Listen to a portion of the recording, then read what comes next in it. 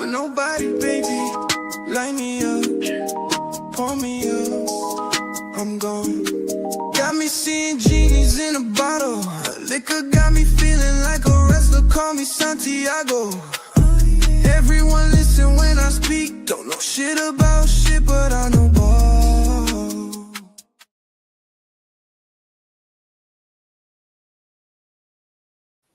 What's up? What's up? What's up, everybody? And welcome to Two Nobodies with the Mic, episode 161. How's everyone doing on this beautiful Wednesday night in December? It's Christmas time. It's conference championship time. It's college football playoffs. It's National Letter of Intent, one of my favorite days of the year. So, guys, we are live on Instagram. We are live on YouTube. If it's your first time here, this is an interactive show. So please talk your shit. The more shit you talk, the more fun we have. And we have thick skin. Trust me. But let's get into our introductions. First of all, we are the gambling show of record, guys. We're going to talk football, pro, college, maybe even a little basketball. But let's get into the intros, everybody. We have Eddie Money, executive producer. What up, man? What's up? What's up? How you doing, Papa? I'm feeling great. One Feeling more great? week, and then I'm done with my college experience. Wow. Good for you, man. You're going to be an engineer. What kind of experience did you have? Little guy on guy stuff, or? Actually, I got that in high school. I got that. All right. I knew you got it somewhere. Yeah. I just didn't know where. You got to love it, man. You got to love it.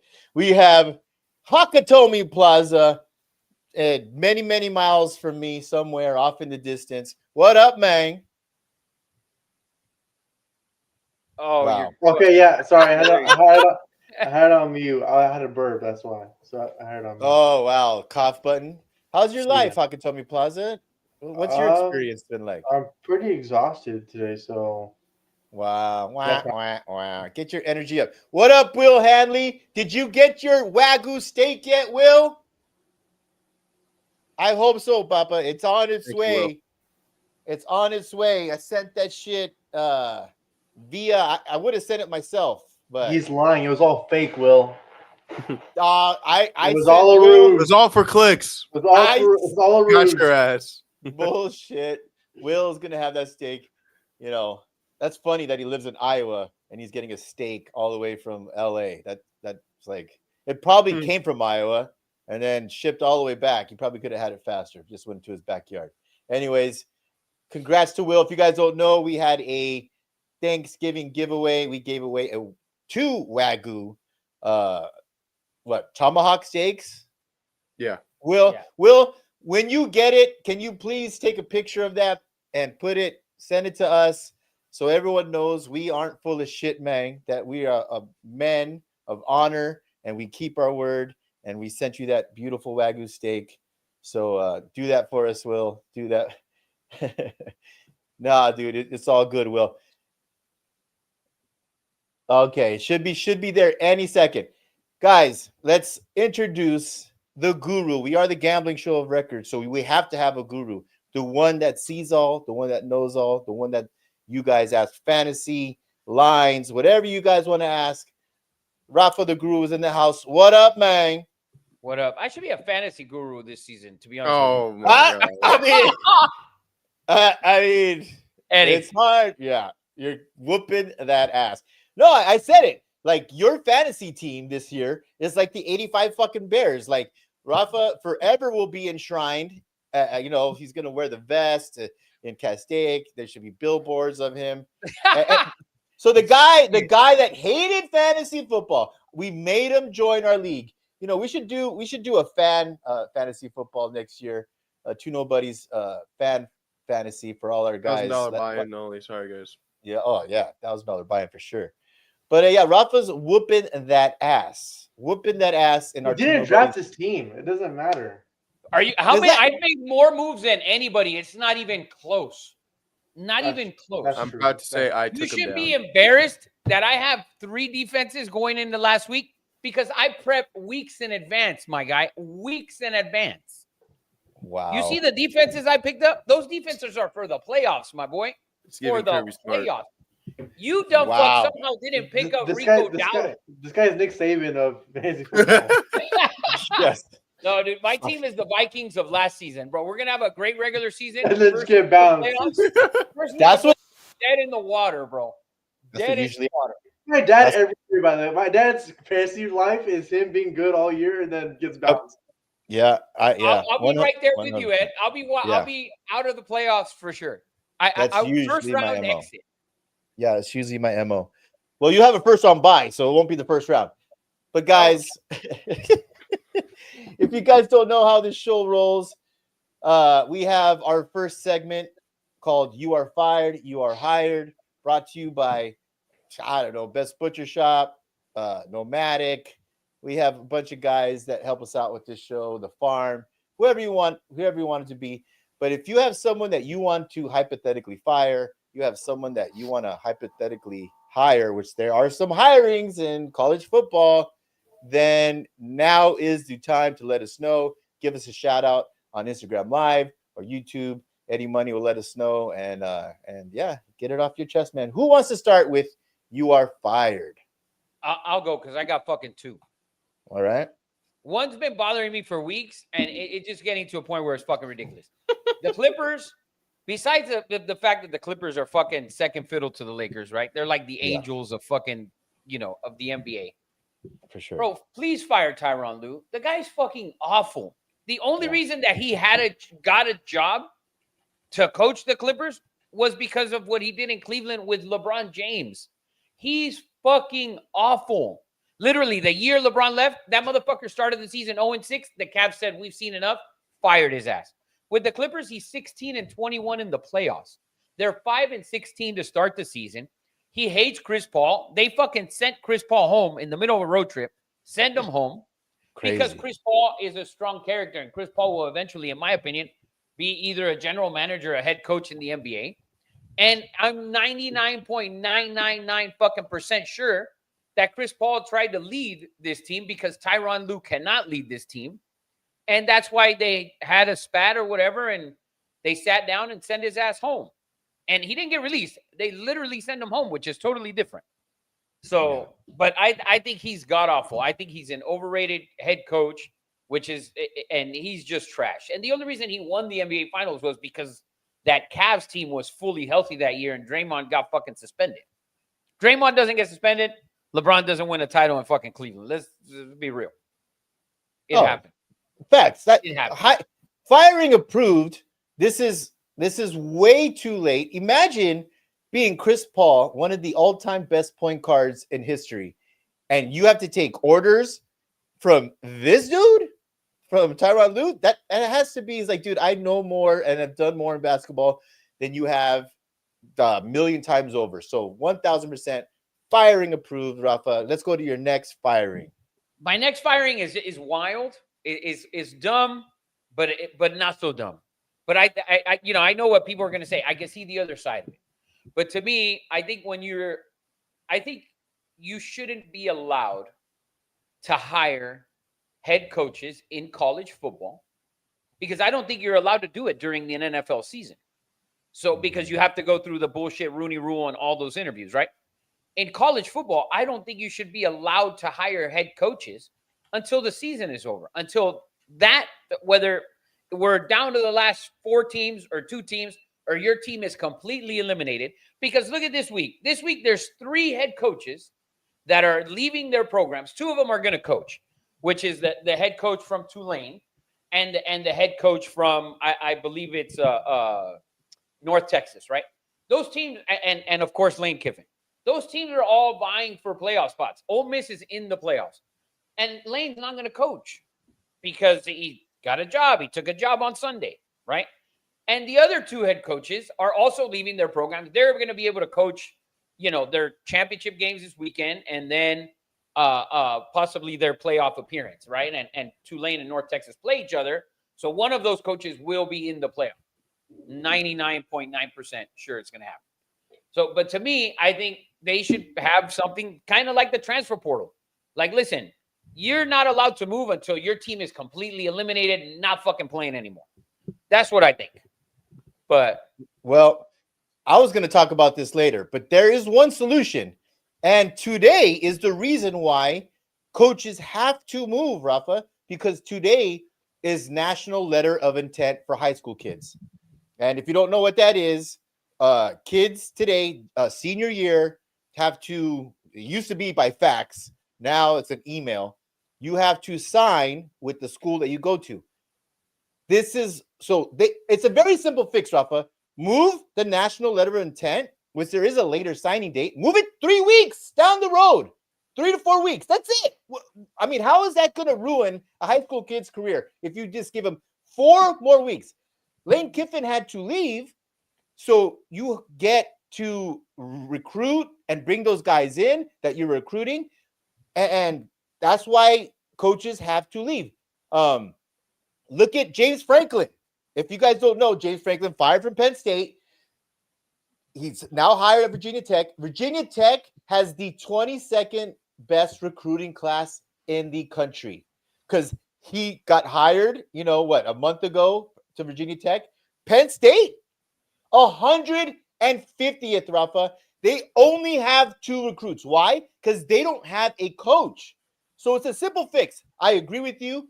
Firing approved. It's a simple fix. Move National Letter of Intent 3 to 4 weeks down the road. And then Kiffin wouldn't have to leave.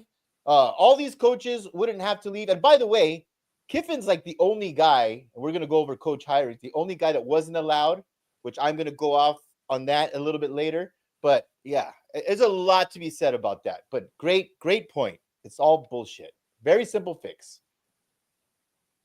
thank you. Who's next, man? Thank you. Real quick before I go, Will Hanley says he wants to fire Midwest Winters. He said, I hope you guys are thankful to be in California. We just got 16 inches of snow last week. I spent my weekend shoveling. Wow. No, snowbirds is a thing, man. Snowbirds is a thing. Yeah. I just know about snow bunnies. That's what I'm focused on. There you go, 16 inches. Eddie Money. Crazy. That is crazy work. Takatomi Plaza. I like it. Eddie Money was up, I thought. Oh, Eddie Money. I'm going to fire that interaction of LeBron in the corner of the game against the Suns. Bro, here we go with this bullshit. This is Bro, your team is down like what, 15, 20. Your coach is calling for you. You can't just like pay attention. Rafa, Pay go attention. ahead. Where Rafa, the go fuck ahead. was the coach? Where Rafa, the go ahead. fuck- Go ahead, Rafa. Where the fuck was the coach when Luka had fucking 4 turnovers in a span of fucking 72 seconds? Where the fuck was the coach when the Suns went on an 11-0 run in the second quarter? Where the fuck was he? Because he didn't call a timeout. He didn't take the ball out of Luka's hands. He didn't get his fucking fat ass Slovenian ass off the fucking floor. Literally, he should have had 5 fucking turnovers in that sequence. One of them, he got the ball, luckily bounced back to him, and he ended up fouled and shot 2 free throws. He played awful. He was awful. You should have. That's the fucking issue you should have. LeBron's over there in the corner because the game, they're down 21. The game is fucking over. So I don't want to hear it. LeBron's out there. This is business at this point for LeBron. I've been working nights, right, Rafa? I was listening to that game. Is it Will McDonald who does the whatever the radio guy is? Norm McDonald. Whatever. Yeah. But during that sequence, he was begging on the radio.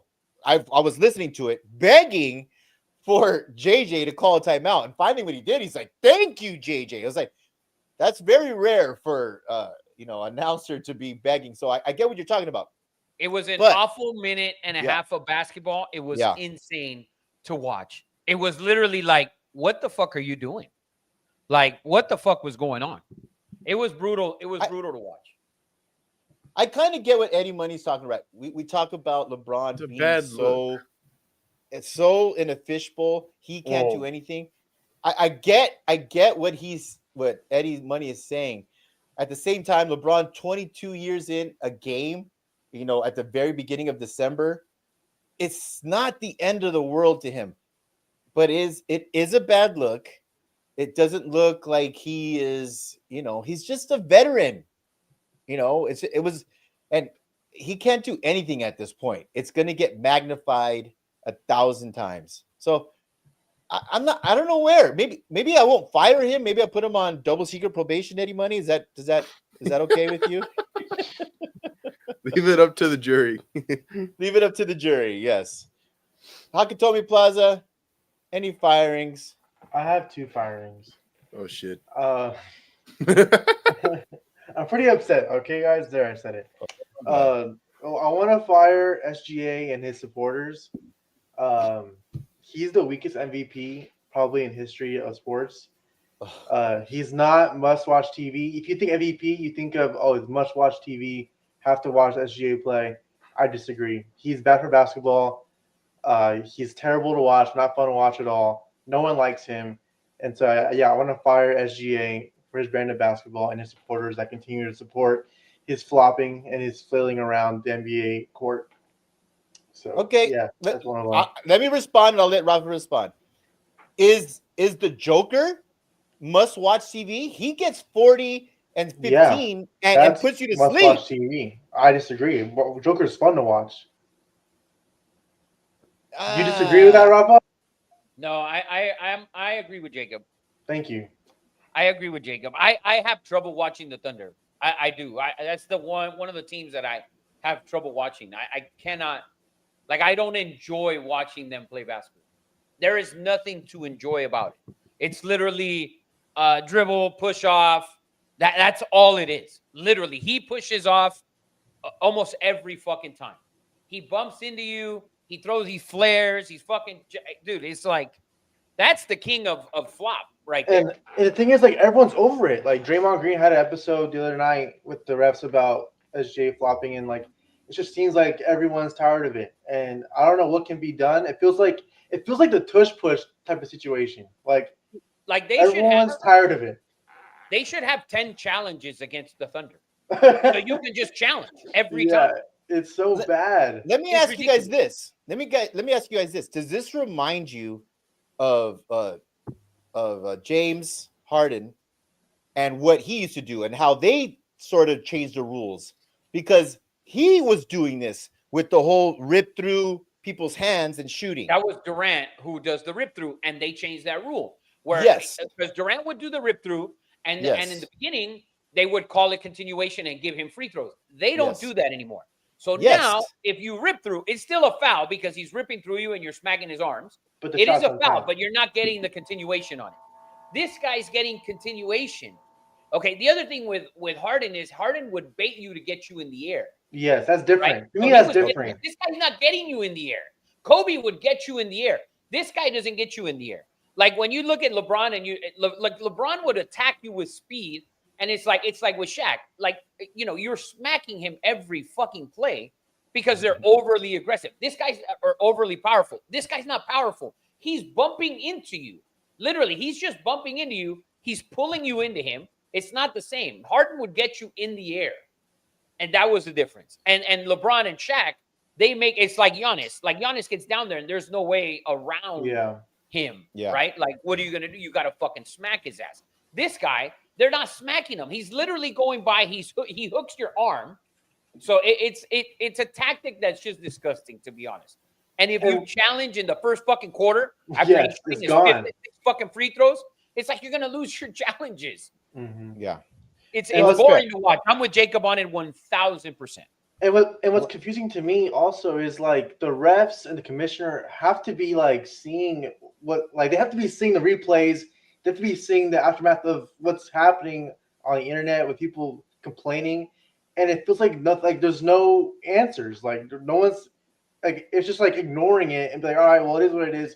That's just a result. Why is there no comment from the commissioner or any referee that represents the refs? Why is there no answer for these? Because you cannot change rules in the middle of the season. I feel like this will be addressed because I see it. Everyone sees it. It is annoying. But, I mean, the real problem is the Oklahoma Thunder have 3 picks. 3 picks in the first 11 picks, Rafa. In the first 11 picks. And there's not enough room. They might gather the 3 picks and go get the number 1 pick, which could be scary as F. Think about that for a second. So I hope the rule gets changed. I don't know how you would word it.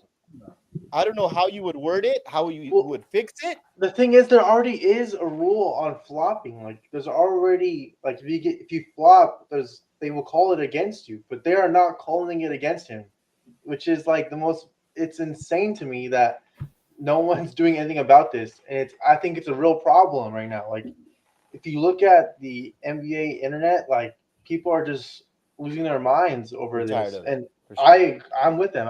It's so hard to watch. No. Firing approved. Hakatomi, is that the last firing you had? No, I had another one, but I can No. skip it. Go ahead. Go ahead while Rafa fixes camera. Well, I kind of need Rafa this one. Okay, but it's fine. I want to fire players like Chris Paul and like Kevin Love, who like are still playing basketball. Like, Chris Paul has made $400 million in the NBA.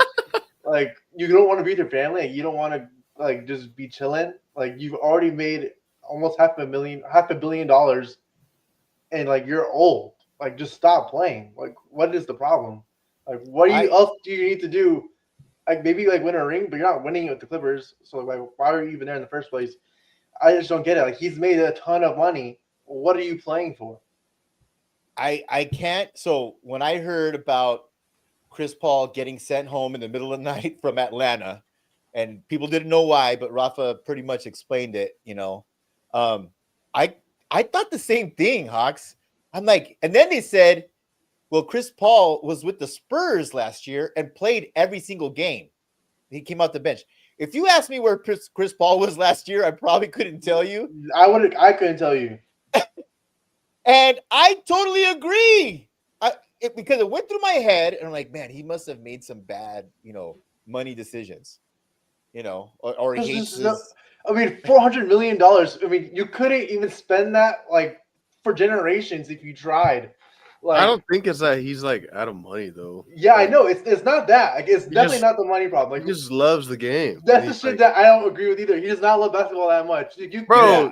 You when could it's pay me to something that- play at 40 something, and I've made $500 million. Like, and you travel every day. You're flying all the time. Like, you must hate your wife, bro. I'm sorry. Like, there's something going on, because like, why are you playing basketball for what? You're not even starting. Like, what are you doing? That is a great firing. It's Terrific. just weird to me. It's just strange. No, I thought about it today too, man. That was totally on my mind. So firing approved on both. But I mean, he was I don't know how many minutes he was getting on the Clippers, but like, He's averaging 3 points a game. Like, for how many? Bro- But brother. he's probably like just a coach that's like suited up. well, then going to coaching, like, why are you suiting up in a uniform at 42 years old? Like, you look weird, bro. Like, stop it. You're not LeBron. You look weird, bro. Like, LeBron looks like his body's crazy. Okay, whoa, pause. Whoa! Pause. Wow. Yeah, wow. Okay, let's move on. Yeah, let's move on.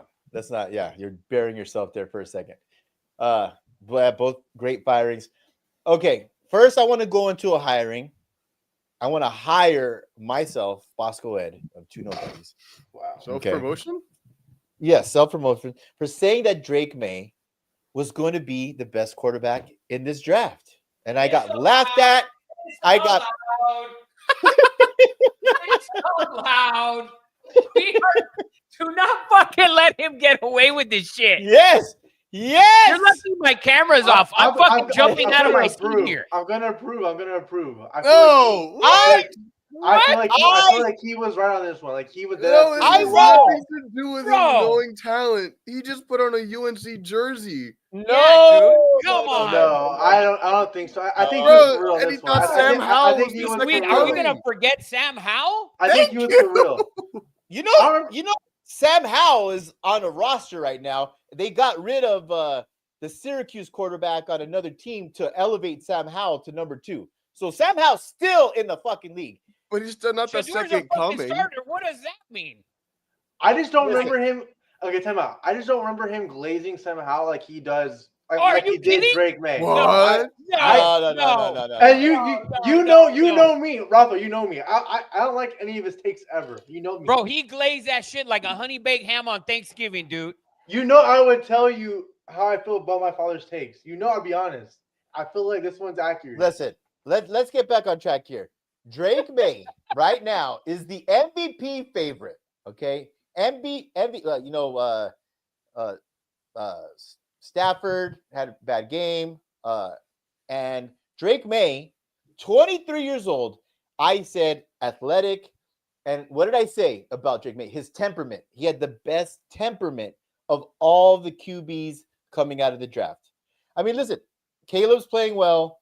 Jaden Daniels won the MVP, but I said that Drake May would be the best when it was all said and done. And this is going to be bad for the NFL and the Patriot haters because the Patriots have the most cap space in the NFL next year.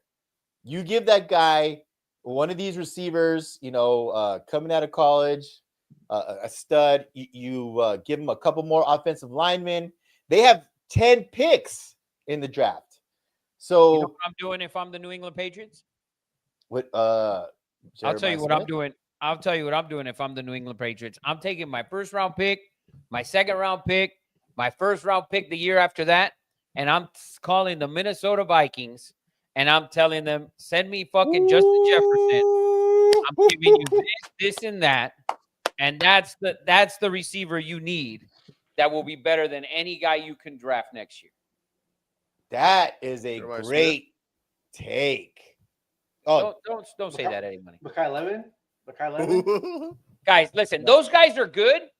They're yeah, college good right now. yeah. I'm talking about a guy that is proven to be the best, if not the second best in the league. I don't know. This is like getting He's washed. getting Oh, let's Randy go Moss in his prime. This is like getting Terrell Owens in their prime. This Yeah. is that. This is not going out and we may draft the next this guy. No, we're getting the guy right now. And when you're a team that's ready to go, like the Patriots are, and I listen to me, I'll tell you, I think they're going to lose their first playoff game. They're out. Wow. I'll tell you, and that's just that's and maybe they win one because they have experience head coaching and the offensive coordinator is phenomenal. But history should tell you, like the Vikings last year, like some of the other teams we've seen in years past, where it's just a little bit too early for them. But if that happens, it just makes it so much easier to go out and get the guy. Who's better than Justin Jefferson? Just maybe Jamar Chase and maybe Puka, but not really Puka. So to me, I think Justin Jefferson's the best receiver in football. And Jamar Chase is closely behind him. That's who I would want to go get. And you cannot get Chase. There is no getting Chase. Yeah. So Myles Garrett approved. Although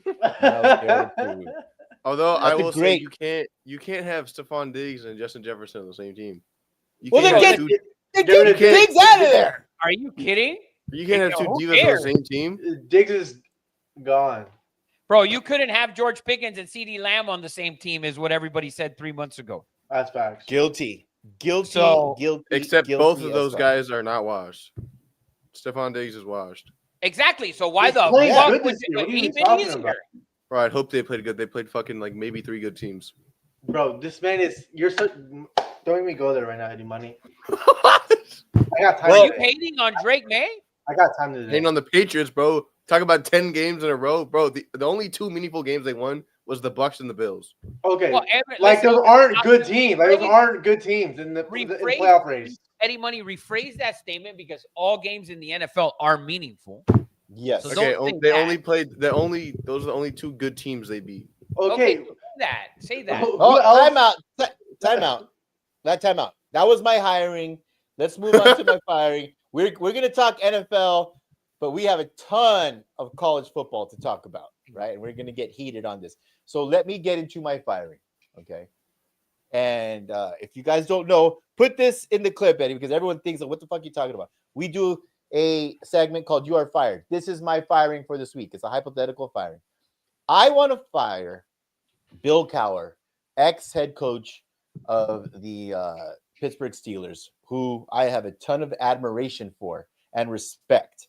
And I've never not liked anything he's done. But he went on, I think, Dan Patrick and just hammered Lane Kiffin and said, I can't believe he did what he did. I can't believe he moved. The coaching position is about developing young men. And then you have these other coaches and these other ESPN pundits and haters hating on Lane Kiffin. And listen, there's a lot to not like about Lane Kiffin, okay? But he's been through some shit, man, right? Got ran out of, fired early with the Raiders and Al Davis. Got fired on a tarmac at SC. They almost lynched and killed him at Tennessee, right? Alabama, that wasn't a great exit either. And now Lane has sort of reinvented himself, and he's had the best offense for the last 3 years. And that's a fact.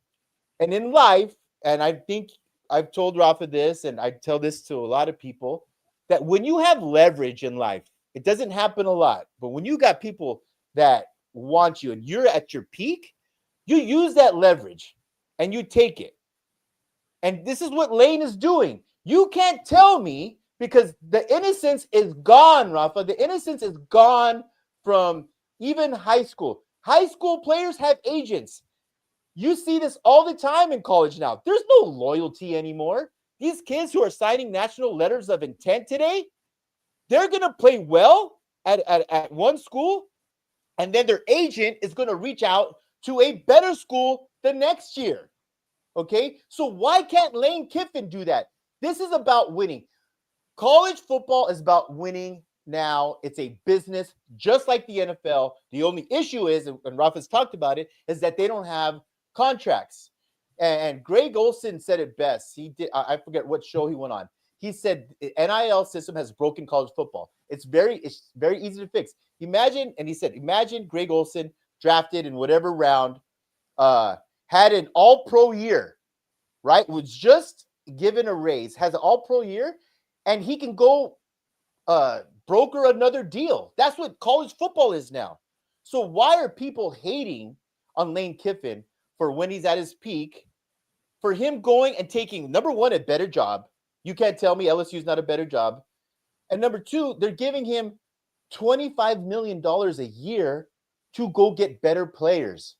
I think it's hypocritical of Cowher. I think it's hypocritical of all these guys. And I don't have a problem with Lane Kiffin taking this job. I think it was the right move. That's my rant on that. And I'm firing all those people. And we can get in to college football now. Does anyone want to agree or disagree with me? I agree with you, Eddie. Will Hanley said facts. It's just, yeah.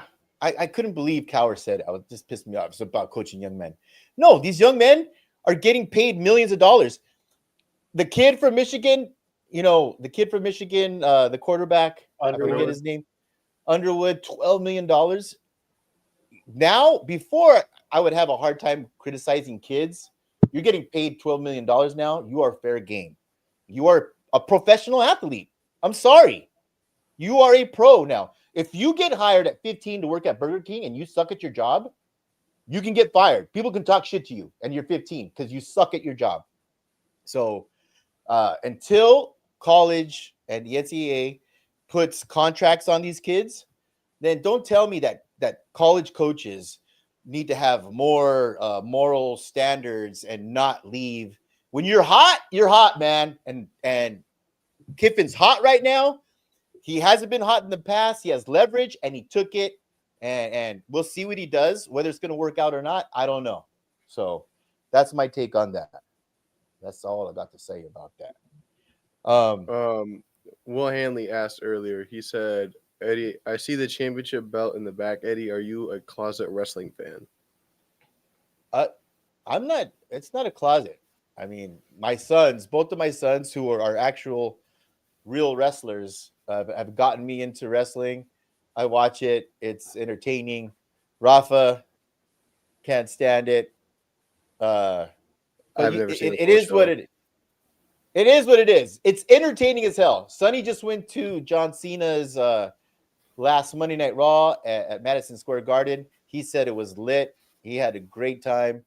You know, it is what it is, man. When you go watch a movie, I used to have a friend, Marky.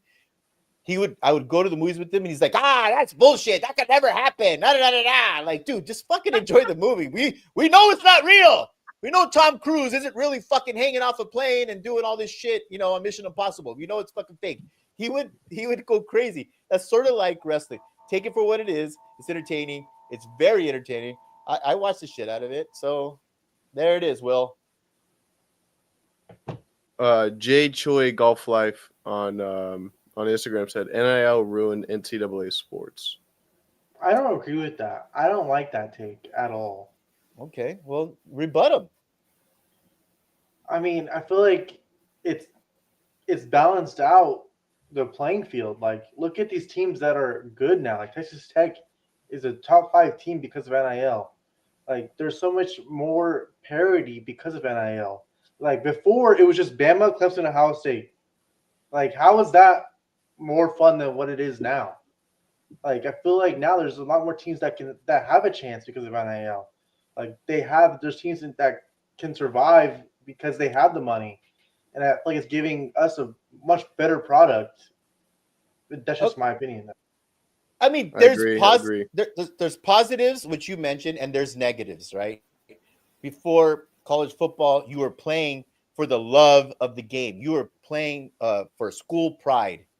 Now it's all about that dollar bill, man, and that's what the NFL is for. So I get what Jay Choi is saying, right? I love college basketball. I love college football because it felt more pure, right?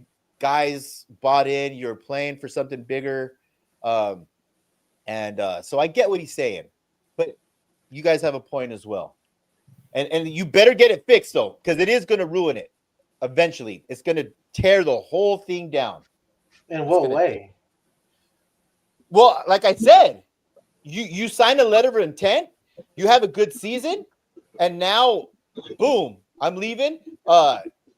What's the receiver from Alabama? Williams, Kyle Williams. Ryan Williams said he's going to go possibly to LSU now. Why is that a bad thing? It's a bad thing for the fans, for the Alabama fans. I don't think it's. I don't think so. I don't think it's bad for the fans because they're not going and buying Williams jerseys and shit like that. Like, it's not the same. He's not Patrick Mahomes. Yeah, what I don't like is where what's his name? What is it? Bear or whatever from last year. Like he went to Georgia, USC. Midway through the season, we suck. Fuck it, I'm out.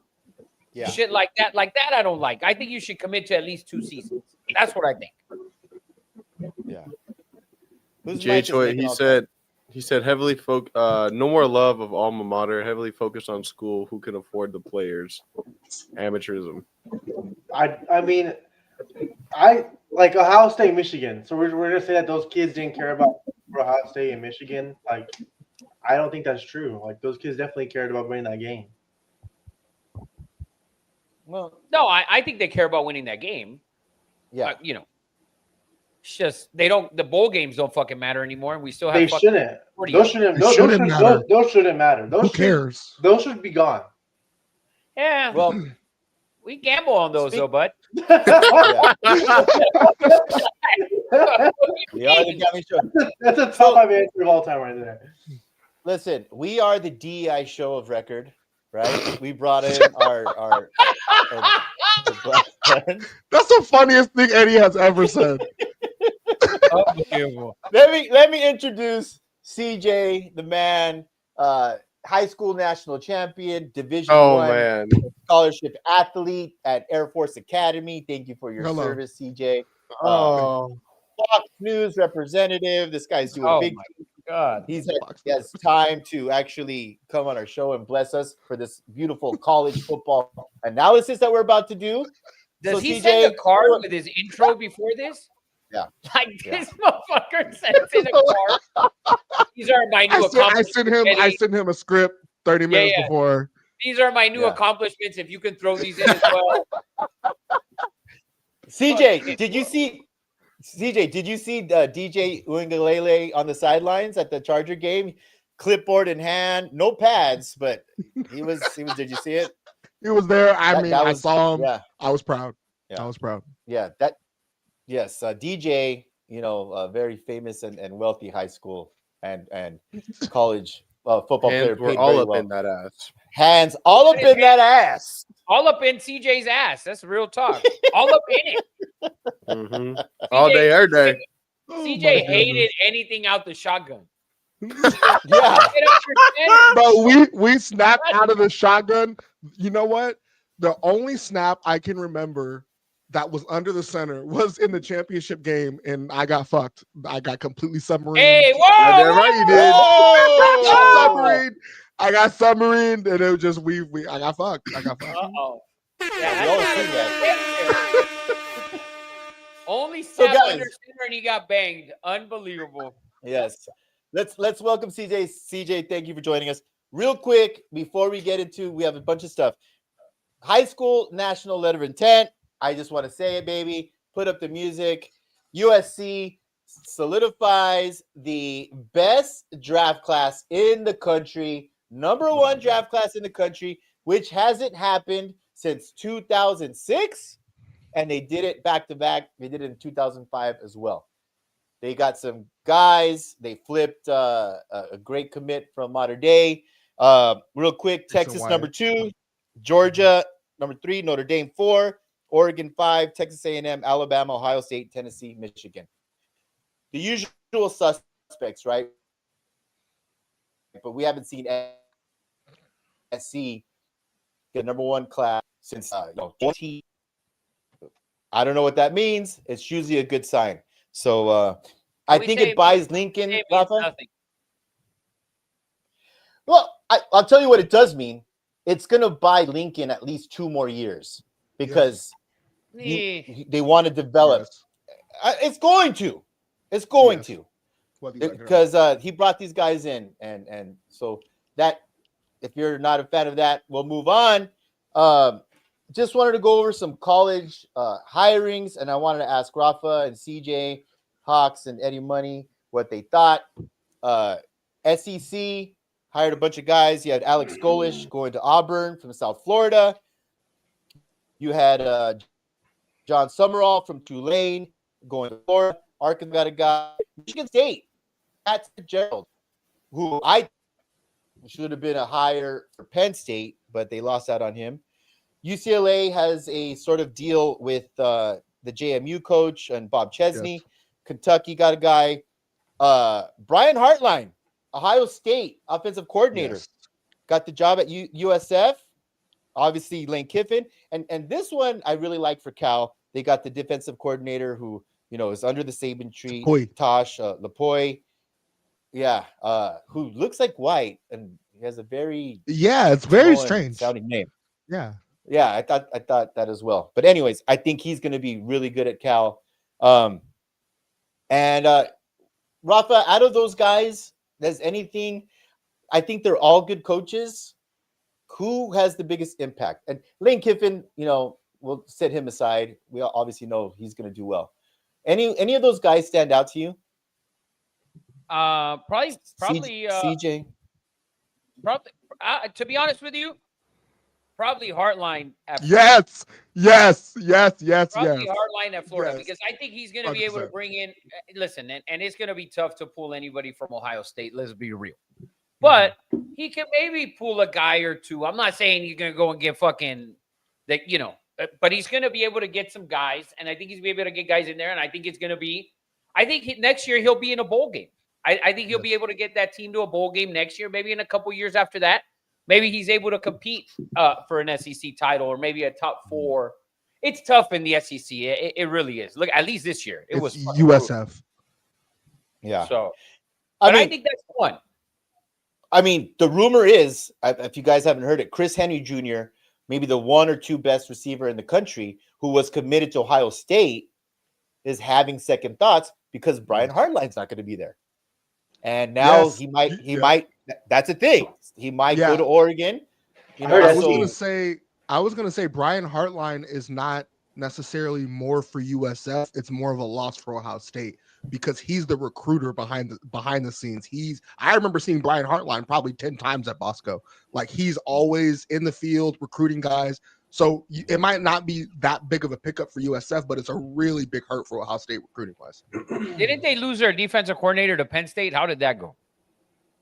Yeah, Jim Knowles. Highest paid defensive coordinator in the country. And how'd it go?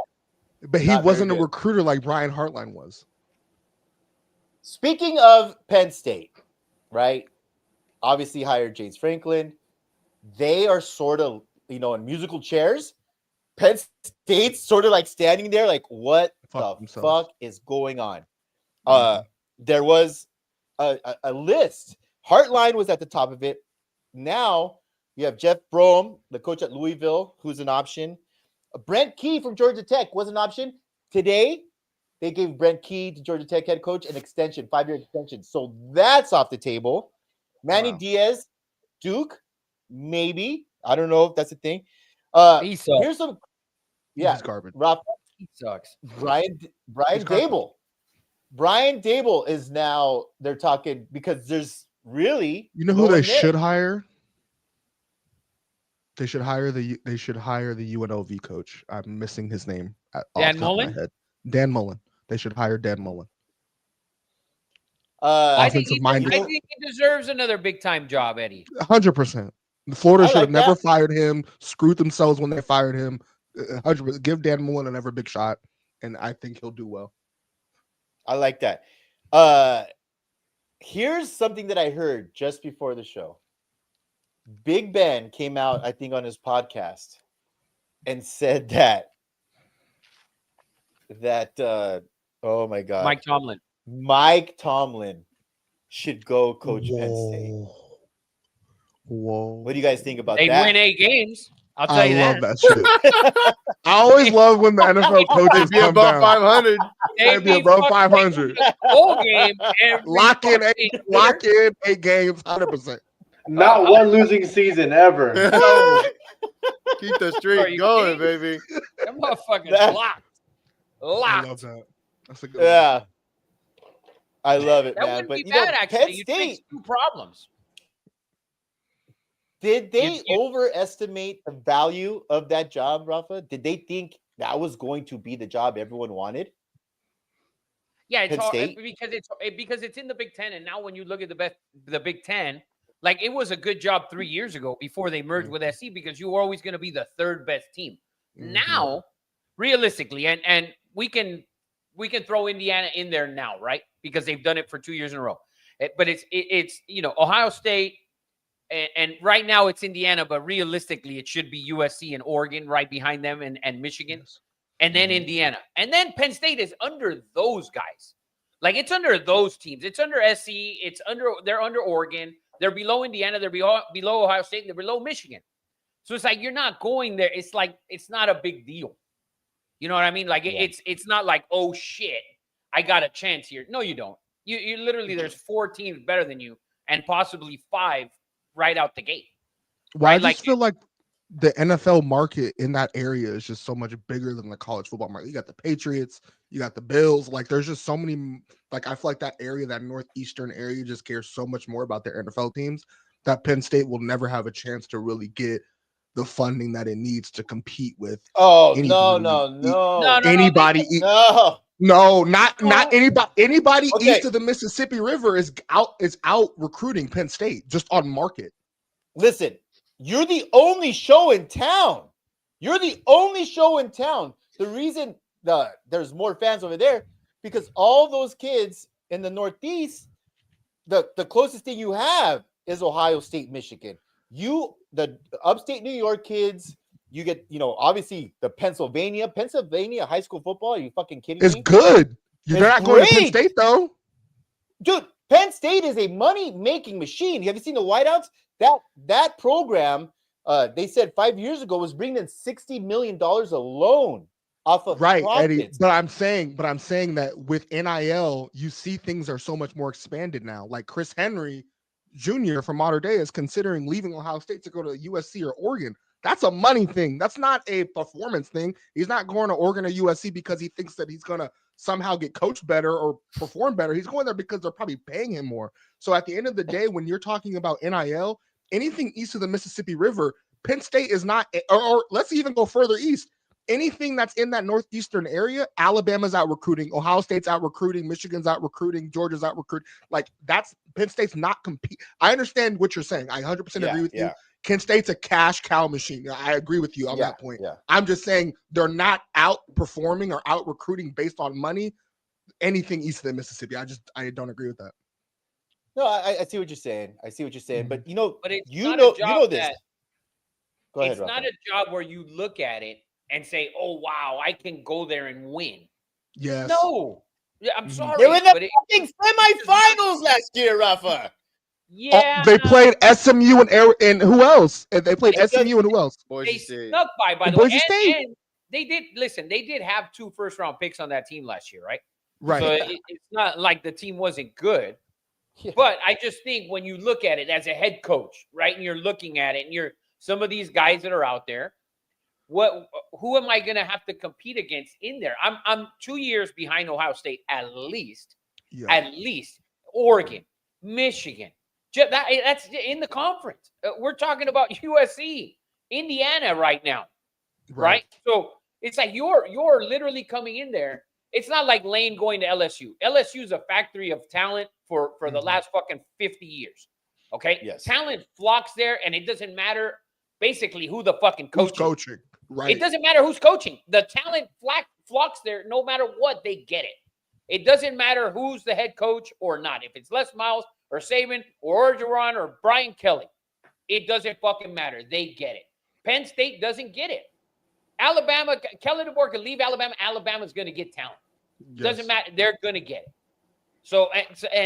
But Penn State, they're not going to get it. It's just not going to happen. Bro, look at Because of all of those other teams. What is look at Will Hanley. Look at Will. He was definitely friends with Epstein. Sandusky cursed that program Sandusky forever. cursed that. Oh, There we go. Hard to argue with that. So, guys, that's a coaching carousel. Want to go over that? Let's get into what we gotta limit this to fucking 45 minutes. This fucking debate that's gonna get fucking wild. Let's get into the bracket. Notre Dame, Miami. Does BYU beat Texas Tech? That puts 2 Big 12 teams in. Does head-to-head matter?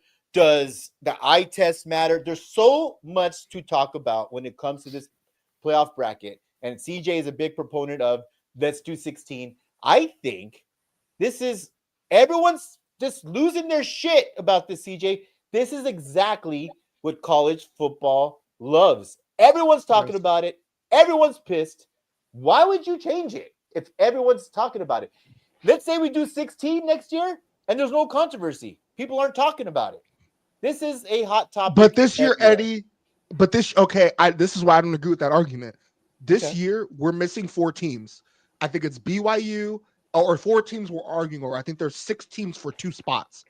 Yeah. Are you going to argue that USC deserves to be in over, or Utah deserves to be in over any of those teams above them? No. Are you going to argue that USC does or Virginia does? No. So I think this year proved now more than ever that we need 16 teams. The thing is here, I don't know if my CJ, camera. I don't know if, hold on. No, you want the bracket or Eddie the would have pulled it rankings? up. So if we look here at the playoff rankings right now, if we take the first 16 here, okay, and you're going to pull out USC and Utah, right? Because you're going to add probably Tulane and James Madison, or North Texas and James Madison, or whatever, right? Or it could even be Duke, or Virginia has to be in. So when you add those, right?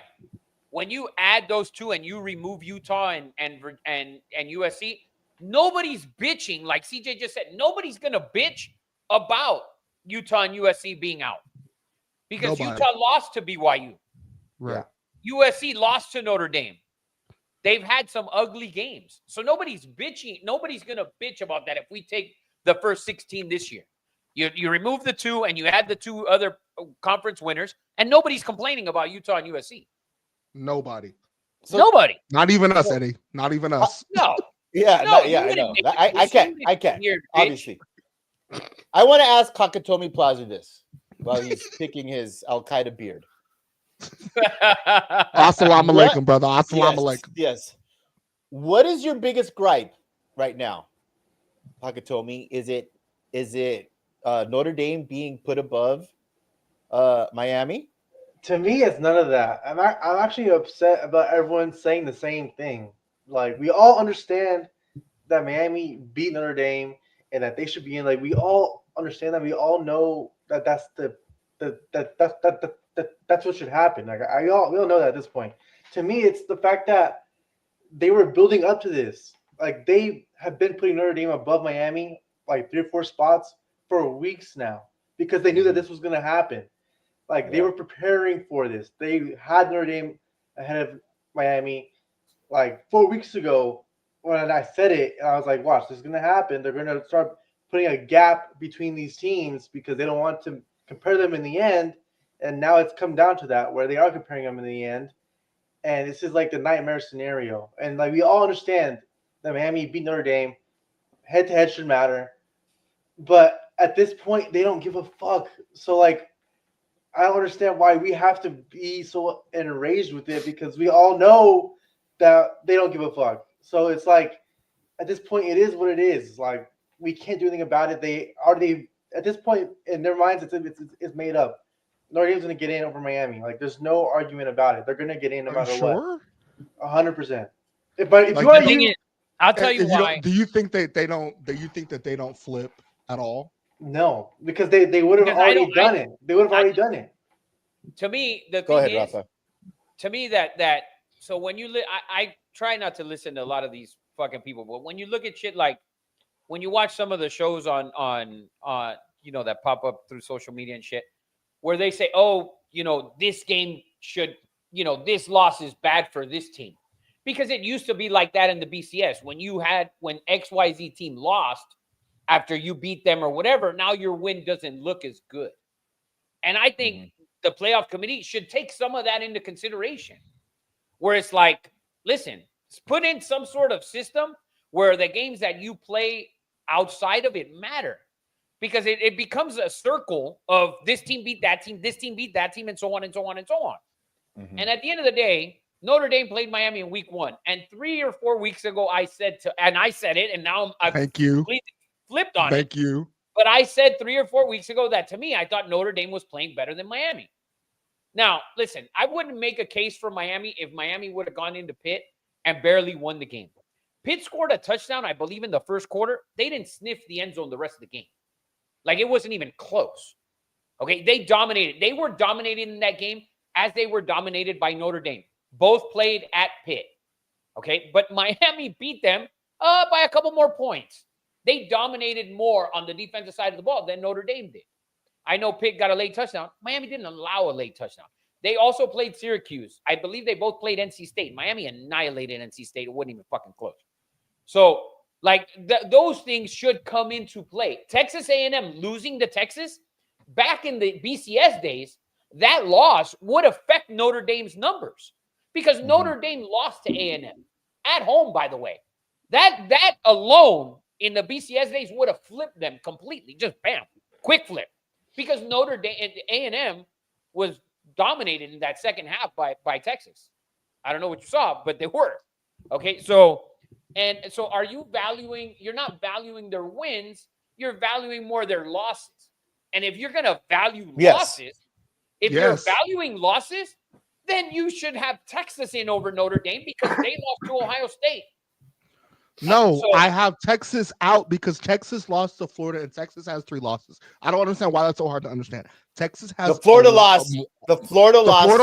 Texas is lost horrible. one more game than everybody above terrible. them that nobody else has. Like, I'm sorry. You have to accept that. They lost to Florida. No. And listen, they have 3 losses, obviously. There's no doubt about it, which is it affects them.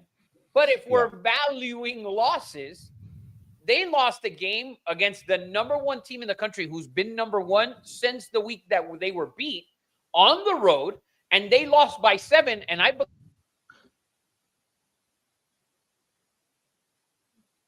by Ohio State. Like that, if you're basing it on losses, which is what you're doing, Eddie with Notre Money, Dame can you and pull the Miami, rankings back then up? you Let Yeah, me. Texas Can I is explain out. a little It's- better? and I'm not making Can a I case for explain it? Texas. I'm just go ahead, Eddie. Yeah. So Notre Dame and Miami have 4 common opponents. Out of those 4 common opponents, Miami was more impressive. But then, if you put it this way, that Notre Dame had 2 losses early to highly ranked teams at the time and lost by a total of 4 points in those 2 losses. When I look at it that way, what you said, Rafa, they're valuing their losses. Those are value losses. It's But hard. when you played, Can I ask a question? Yeah. go ahead. What's the difference between, let's say, number 4 and let's say number 12? What's the difference between Texas Tech and Miami? Can we say there's that much of a difference between those 2 teams? No. No, right? So because the ceilings are so high between 4 and 12, because the ceilings are so high, we can only judge the teams off of their floors.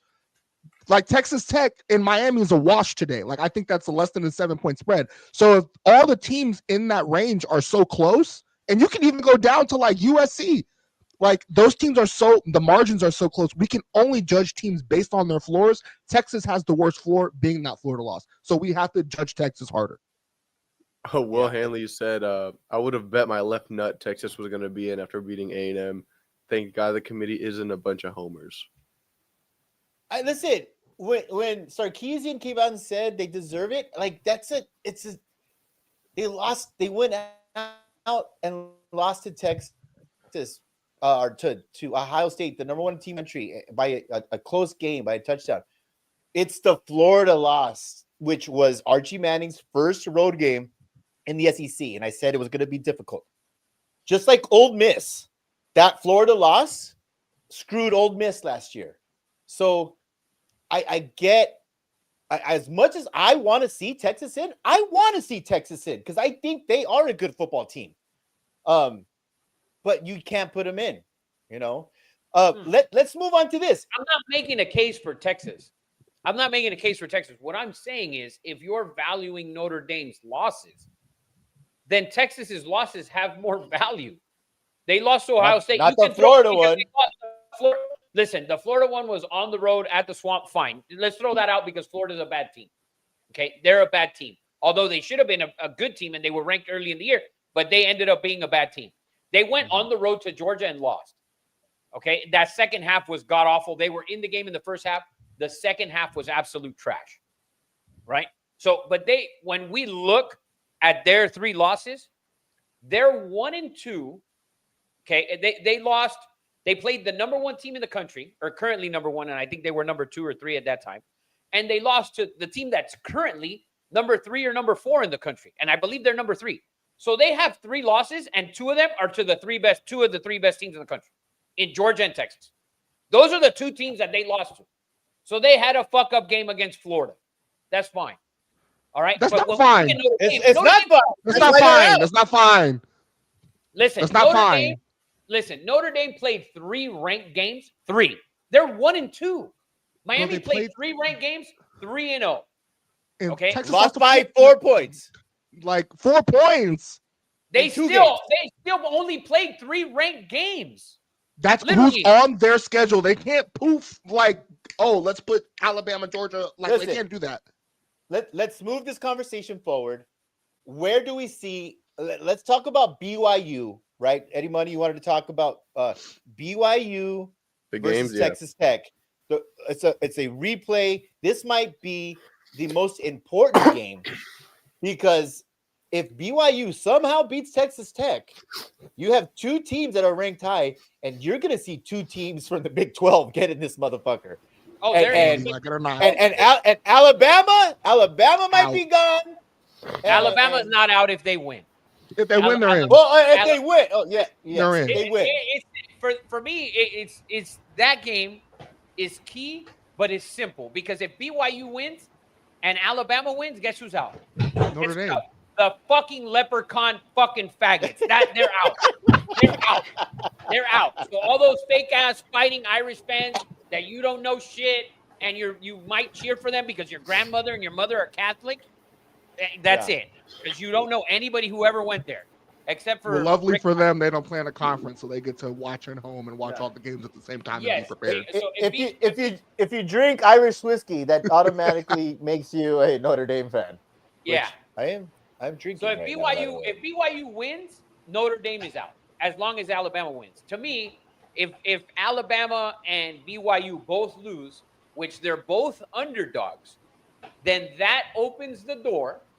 And it opens the door.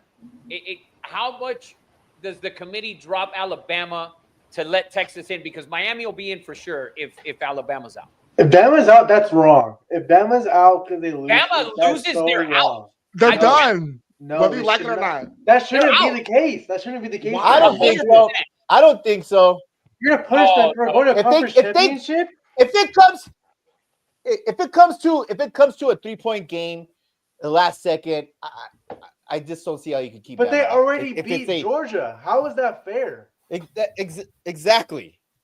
Like you already beat that listen, team. you're probably right. You're probably right, but it has to be a close game. And Has to be. Has to be a close Yes. game. I And don't if think Alabama so. wins, then you're probably right. They do stay in because the committee last year didn't fucking penalize SMU for losing to Clemson. They still left them in, which we saw was stupid in a shit show. Yes. Yeah. Bama should be in no matter the win or loss. No, if they get smoked by 17 or 20, Yeah, they're if out. they get blown out, I don't care to see them. But they already beat Georgia. I'm sorry. Like And lost to it's not- Oklahoma. Well, Oklahoma's ranked. The thing is, I'm it's sorry. easy for the committee if Alabama loses to just let Miami in. That's what'll happen. If Bama loses, Miami's in. let's That's put a exactly bow on what's this. gonna Eddie Money, I know. Eddie Money, what do you got on this? Well, the Big 12 game, we have Eddie Texas Money, Tech is got at home. anything? Texas Tech is favored by 12.5. So BYU is going to need a fucking great game to win. Over Well, under 49.5. if you I have a said pick me it proper. last time. I thought that spread was too big. I was obviously wrong. Bachmeier, Bear Bachmeier, who wears the number 47 at quarterback, is fucking awesome. You always say that whenever you we bring saw him what up. happened. I fucking love it. I don't know why I love it so much. But, I mean, Kalani Sitake, who I love him. Penn State thought they had it. This is why I think this is going to be different. Yes, I love him too, man. This is what I think is going to be the difference this game, Rafa, is that guy chose to stay. And It's those not over. players are going to be so galvanized. It's over. To play. That shit ain't over. It's over. What It's do you wrapped up like a gift wrap. What do It's not over. you mean? What's How not is over? it not over? It's not over. It's not So he over. comes out with The the fact press that he's- conference. told his It's not team- over. You saw Nick Saban say There- Alabama wasn't a thing, and the next week bounced out of Miami quicker than a fucking whatever. Not gonna. Here's the finish thing: that. two huge Mormon donors came in and said, "Here's a blank check." Had to include. And well, I mean, the fucking Mormon. What do you want me to fucking say? Yeah, the Here's a Mormon blank check. the Mormon church got involved, yes, but Yes. if you get your ass kicked in this game, and Penn State comes a calling for 12 or 15 million, like supposedly is the rumor, okay, but who knows? I don't think it's a done deal. I think if they get their ass kicked, like they did the first time, and Texas Tech is a very, very, very good football team.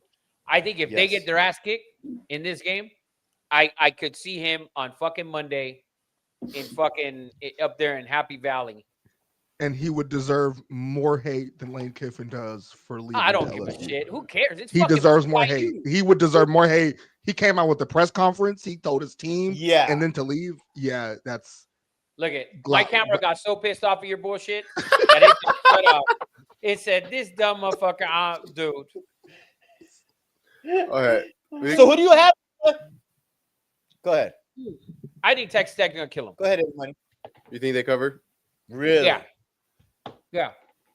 I think this game is not competitive.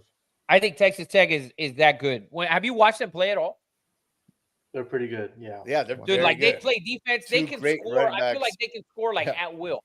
To be honest with Yes. you, when I watch them on offense, and I don't know why I it's crazy to say because to me I think that Ohio State just kind of goes through the motions because they believe in the greater goal, and so they on the week to week. I don't know if they show up all the time, which is fucked up to say, but they're that fucking good.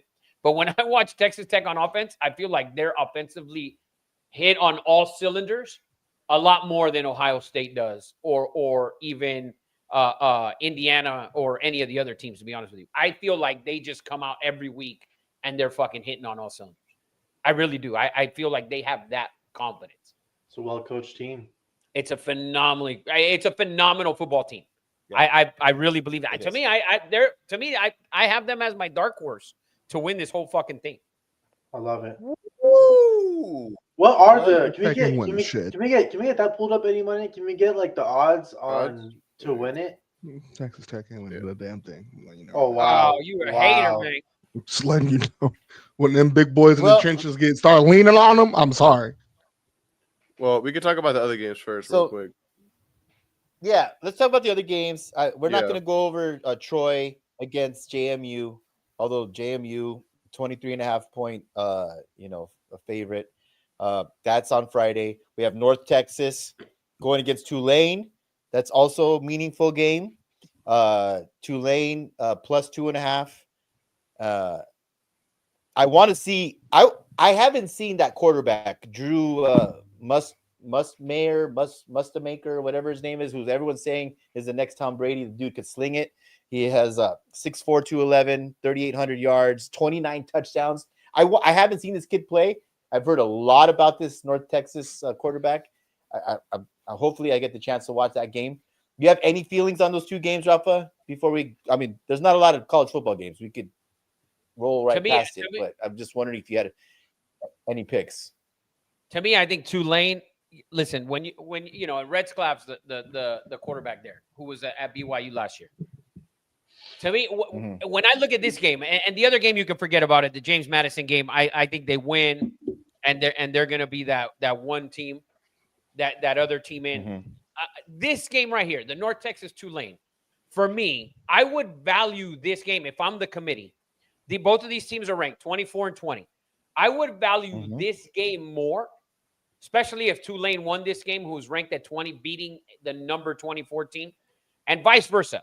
I would value this win more than Virginia beating Duke, a 7-5 team. So to me, the winner of this game, I jump them over Virginia unless Virginia goes out there and absolutely hammers Duke by fucking 28.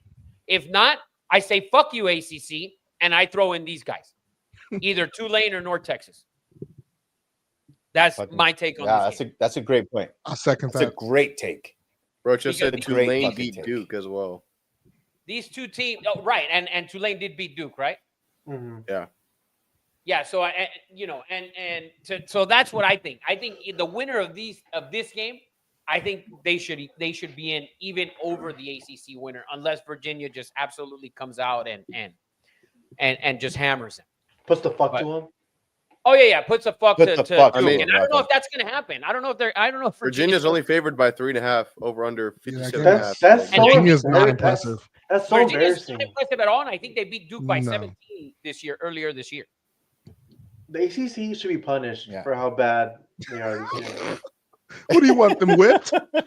Like they don't Yes. deserve any spots. Publicly. They don't deserve one spot in the playoff. Like they don't deserve any of them. They should get 0 spots. Listen, It's hard the to argue easiest thing that, for the man. committee, and I think this is the committee's mindset going into the weekend, has got to be Alabama win, BYU win, and one of these and Duke win, and then for them it's real easy, and they don't have to debate Miami and Notre Dame because they will both be out, and you won't have any say in it because you can't drop Georgia out, you can't drop Texas Tech out if they lose to BYU. And you just can't drop them out, and it's wham bam, you're done, and those two teams could be done and get them the fuck out. That's Going what I on- think the committee wants. to the No next. headache. Rafa, you don't have a blue chip on BYU Texas Tech. or the No, ACC game. I think Texas Tech's going to kill him, to be honest with you, Eddie. But Okay. I don't want to blue chip it, but yeah, let's do it. Let's Okay. blue chip Texas Tech. Texas Tech minus 11 and a Talk half. to me I too. think they're going to beat the brakes off of these guys. I really do. And you know what? And coach for BYU, I don't know what the fuck his last name is. Kalani Sataki. Yeah. Some Sataki. bullshit. Something like Yeah, that. yeah, yeah. Some It's not even that bullshit. hard. Some But- bullshit. I can do Antetokounmpo, but I can't do this guy. You could do Mbiaka Batuka, but you can't be Sataki. He Yeah. said to some me, I bullshit think like it's on his last this- name. The Right. team's got to be like Figueredo, some bullshit. this.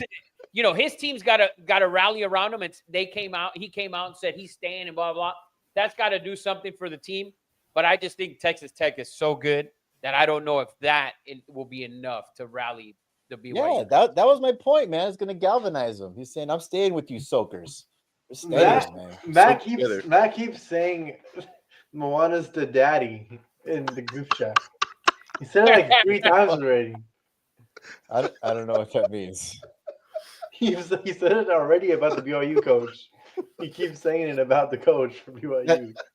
Are you saying he's fucking from Moana? Are you saying that he's looks like Ooh. Moana's He daddy? keeps saying the daddy. Like, what is that? That even daddy, mean? like that's what's funny. Okay. Okay. Going to the last 2 meaningful games, we have SEC championship game. Number 3 Georgia's favored by 2.5, playing against number 9 Alabama over under 47.5. They hate to see Another that. rematch. Bama can't lose this game because if they do and then they're out, I'm gonna be really upset. I'm gonna be really What? frustrated because it's not fair. Like they've already beaten Georgia. It's like it makes no sense to me. Like it's crazy.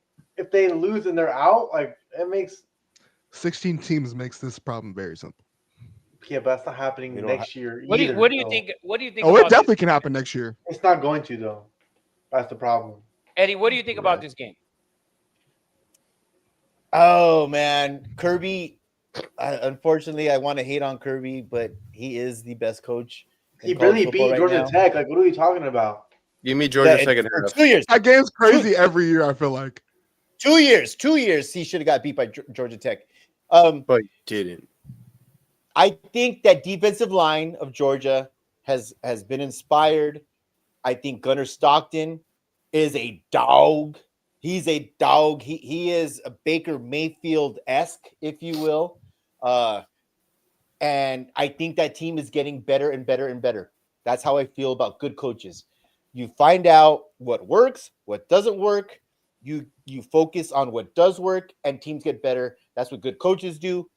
And not saying Kellen DeBoer is not a good coach. I just think Kirby, and we've seen Kirby pulled all the right strings against Texas. The fourth downs, the going for it, the onside kick. I mean, Kirby did his fucking thing against Texas, and I think he will do this again. And I think it's a revenge game. Those fucking dogs are gonna have fucking rabies. They're gonna be fucking wild and ready for this fucking game. This is college football at its fucking finest. That was like And I 6 think Georgia- fuckings. Oh, sorry. Damn it. Yeah, Sorry. okay. Really? 6 fuckings? I counted. Anyways. It was back. Yeah, it was. Give me Give me the the rabies. dogs, man. Give me the dogs. That's Man, what I think got. the thing is, he's 0-2 against DeBoer. Let's go, DeBoer. Fuck him. He's 0-2. crazy.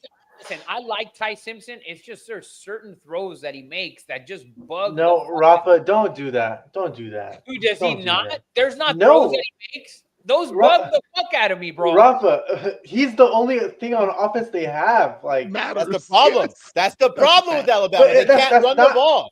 that's not his That's not his fault. fault. Yeah, that's not his fault. I agree. It's not his fault. They rely too much on Ty Simpson.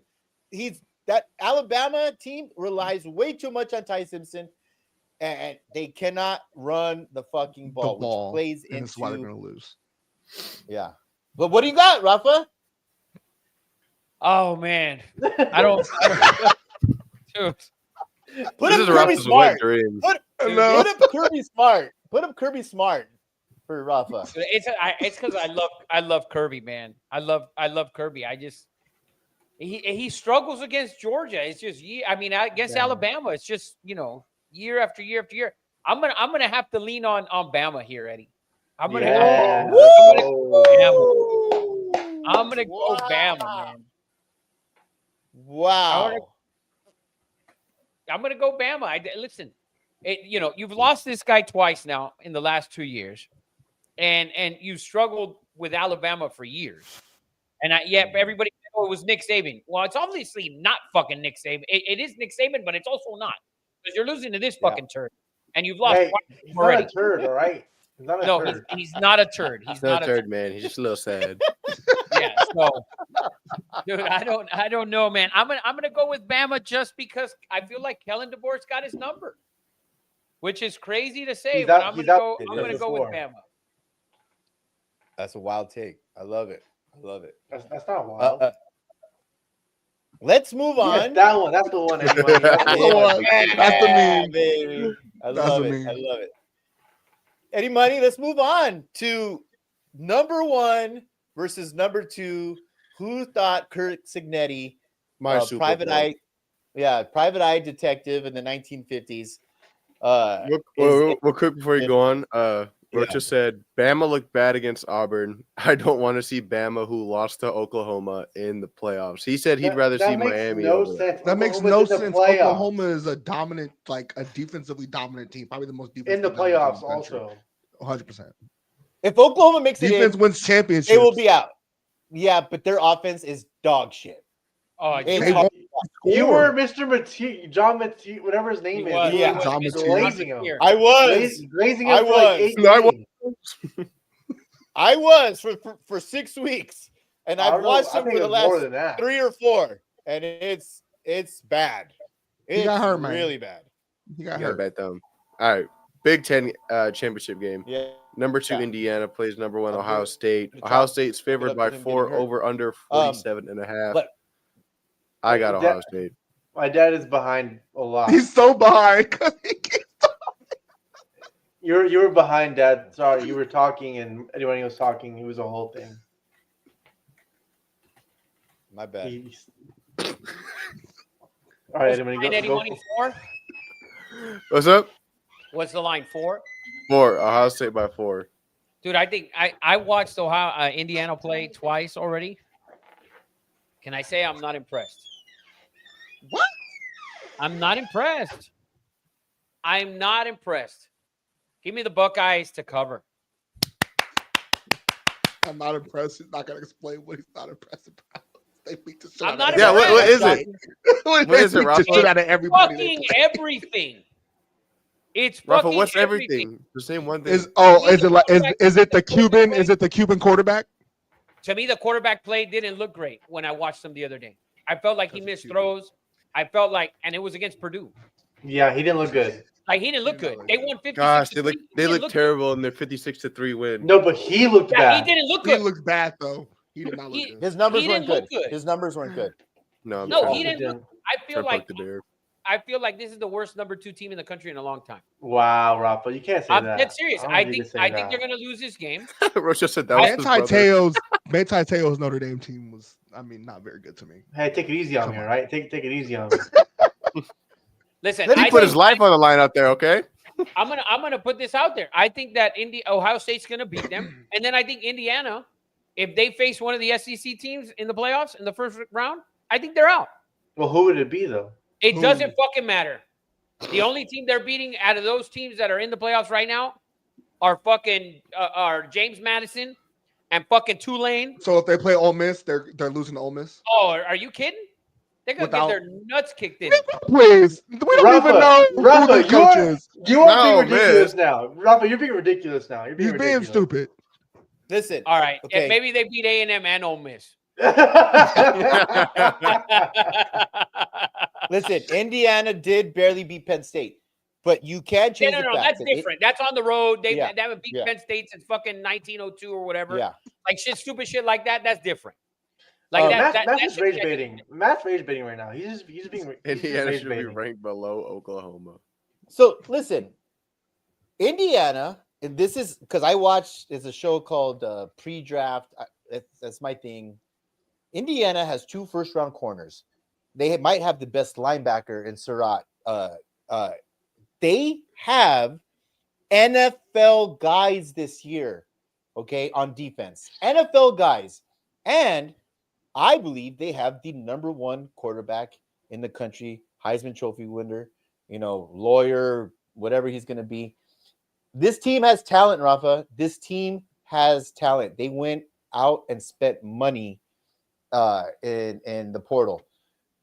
This is different. I'm telling you, this team is more talented than last year. And we yelled and yelled at each other last year over that game. Because if you didn't watch the game, it looked like a blowout. There were some bad plays. There was a blocked punt. There was all kinds of shit. I think this game is going to be a lot closer. And I'm pulling for Cignetti, man. I think there's a lot of talent on this Indiana team. I'm not a fan. Like to me, they didn't impress me. When I look at the other guys, when I look at the other quarterbacks that are in this thing, whether it's Ty Simpson or Gunnar Stockton or Sayin, or I just feel I feel like I have more confidence in them watching them play. So to me, like Matira and Oklahoma, that offense to me is an absolute joke, right? But I think if they played Oregon again, I don't think they beat them. Who? Indiana. And I think they do beat them again. Oh, I think if Indiana plays Oregon again, I think Oregon runs the ball down their fucking throats and they don't win the game. You're crazy. That game wasn't close. That game wasn't close, and it was an It was outfit. raining, Eddie. It was raining. It was raining. it was. It was raining. raining. Oregon got downgraded that game. Of course, You know because what I'm the guy sucks in the rain. He's terrible. Listen, he's terrible in the rain. He's the worst quarterback. He's lucky that these bowl games are either inside or they might all be inside. So he's going to be just fine throwing the football. So trust me, if this was in the rain, this motherfucking Oregon would lose by 100 because he's terrible in the rain. There's no doubt about it. He went to UCLA, but he's from fucking Maryland. I don't give a fuck where he's from. That was high school football. I don't give a shit. Garbage in the rain. He's proven it to you. He barely beat Wisconsin. He wears gloves. I mean, it's that look. Are you blue chipping the Ohio State University in the Big Ten Championship? Without a doubt. And I'll blue chip the next game. Georgia or fucking or whoever else they got to go against. All right. I don't think Indiana's better than Alabama. I don't think Indiana's better than Georgia. I don't think Indiana's better than Oregon. I think they're better than Texas A&M because to me A&M's shit. I don't even think they beat Notre Dame. I think they do. I think they beat all those teams besides Georgia. Knowing Indiana, I'll tell you exactly Right. what's going to happen. I 100% agree with you. We're going to look at this bracket right here. I'm going to tell you exactly what's going to happen. Ohio State's going to be number 1. Texas Tech's going to move to the 2. Okay. And then you're going to have to bring in fucking Alabama if they win. Right. And Indiana is going to drop out of those top 4 and probably to 5 and play some fucking shitter like fucking Tulane or James Madison or one of those fucked up ass teams. And they're going to get to the next round. That's what's going to happen. And then the game after that, they're going to get their fucking nuts kicked in. But if they fell in that fucking 8, 9, 7, 8, 9, 10, they wouldn't win the fucking game. That's crazy to say. That's crazy to say. I don't understand how you are confident saying that. Like based on they're going to beat. They would beat A&M. They would beat Ole Miss. They would beat Oklahoma. Like I think they beat Alabama. Yeah, like on a neutral field, give me the Hoosiers. Really? Oh, hell no. Yeah, no. I know. It's based on what? You know what? It's because of what has Alabama shown you that they can just blow Indiana out of the water, throwing Ty Simpson 30 times a game? You say blow. Have you ever? Okay, let's look at Indiana's schedule real quick. Dude, they beat how does Keith Sweat say? Nobody. They beat Oregon. They beat Oregon. After that, they didn't beat anybody in the top 6 or 7 in their conference. Hey man, not the top 7 in their conference. They only can. I mean, Illinois at the time was a good game. I mean, they can only play who's on their schedule. No, Like, 100%. that's- They can only play what's on their schedule. And this And they year, beat their the shit schedule- out of everybody. This year, well, no, they didn't beat the shit out of everybody because they struggled against Penn State, needed a late touchdown. So let's That's the relax. one win over. The one game he can point to, like the outlier of the whole schedule, he's going to point to that one. Everyone else, with the exception of Oregon, everyone else, their quarterback was probably a negative 2-star. A negative, Like, negative two, literally. negative 2 star. Like literally, let's look at the quarterbacks. Hold on, Old Dominion killer beat them by 13, huh? How about Killer. those kickers from Kennesaw State? Kennesaw. Great Indiana, uniforms. Hold Great on. uniforms. Right uniforms. Indiana State. They're monsters, right? Illinois, garbage. Iowa, what a stud quarterback, right? 20-15, had to win that game late on the road. Iowa has played everybody tough. Oh, yeah. No. Yeah. Oregon, a guy who can't grip a football when it's wet, right? And he struggles. Yet You're he wet. grew up in Maryland. Right. we I know that couldn't was grip a a football when it Right, was he is. wet. How about Michigan State? How about the stud at Michigan State? Woo, Childs. Woo. UCLA, Maryland. Nico, 5-star. Nico, 5-star. Yeah, he was a 5-star at Tennessee. We started playing with 2-star talent, turned out to a negative 1-star. Okay. How about those studs from Maryland, the Terps, huh? Penn State playing their third fucking quarterback of the season, absolute garbage. How about the Badgers? Ooh, Wisconsin and Purdue. We need to And- go through every schedule and this is Rafa. We need to do this. Right, Rafa this is for every schedule. I went all the way down This their should be a fucking schedule. segment.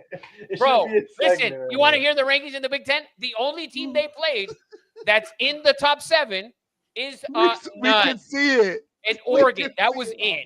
I'm looking right at it, man. It's ridiculous. Look at this.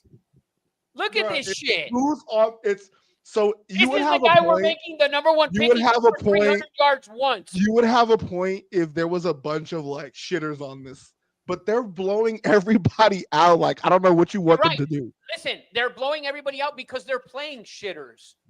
Bro, one of the games, he threw for 193 yards. He led both teams in passing. Bro, with 193 yards, who the fuck was playing quarterback? Get the fuck out of here. Eddie Santiago. Right. Bro, not even. Ed would have ran it. Right. Eddie will throw a good post route. Eddie would have ran the fuck out of that. Look at Michigan Right. State 1-8 in look. Purdue 0-9 played Indiana. Maryland 1-8 played Indiana. Michigan State 1-8 played Indiana. Wow. Badgers 2-7 played Indiana. You know whose schedule Penn this State, looks like. 3-6 Texas A&M. played Indiana. UCLA 3-6 played Indiana. Negro, please. Come on, man. Come The on, fuck? man. It's No, Texas dude. A&M Listen. schedule. It's the same Right. thing. Ohio State's gonna Rafa- fucking kick their nuts in and beat up like a fucking drum. Rafa has built so much karma for fucking Kurt Signetti in Indiana in this segment that it's gonna be fucking great. When Bro, I'm gonna be glued to that TV, and if they're fucking down 21-0, turn your phone off for the week. For the week. I already know. For the week. Nakatomi Plaza. Do we know the text when Indiana is beating Ohio State? You know what he's gonna say. Ryan Day sucks dick. No. He's Exactly. already out of the Astastic.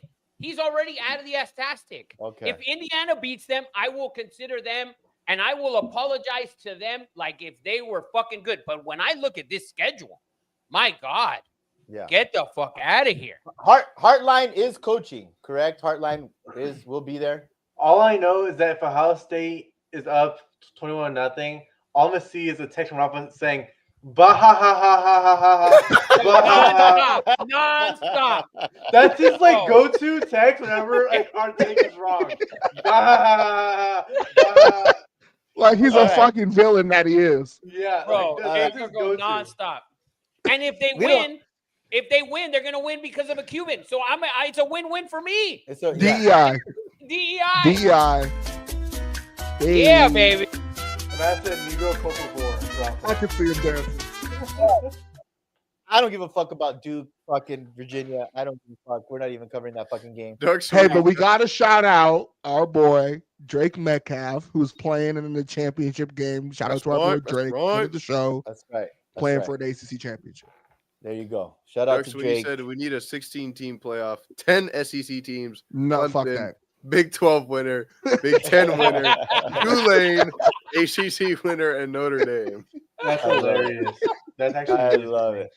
That's a good shit, Duck. And That's good Tulane, who shit. used to be in the SEC, by the way. Yeah. Hey, Michelle, how you doing? Hey, Michelle.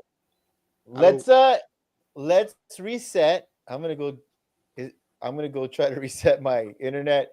Tomorrow it's getting hardwired. I don't have to deal with this shit. Let's get you back on. Let's take a 2-minute break. Come back, talk NFL. Apparently, BTAP is bored. He must not like college football. Guys, we are very specific. Like, if you don't like college football, it's gonna be tough to listen to this show. Yeah. It's just 100%. that's what we are. And we I actually, get it. we technically shouldn't even be done with college football because I I think agree. we We should shouldn't. throw out. I think we should throw out our final playoff predictions. I agree. No, No, and playoff Heisman, we prediction. talk about Heisman too. That CJ is on here as well. And we got Okay. I have the winner. And the odds. We got the odds too. And Come the on. odds. Okay, let's go. Who? I ain't fucking leaving. How could I'm not fucking leaving. Hakatomi Plaza? Who do you have in the championship? And who do you think? We're doing that right is the now or man- after the break? Do it after so we can get them on camera. Okay, cool. Yes. All right, guys, hang tight. Listen to this banger of a song. I'm a nobody, baby. Light me up, pour me up. I'm gone. Got me seeing genies in a bottle.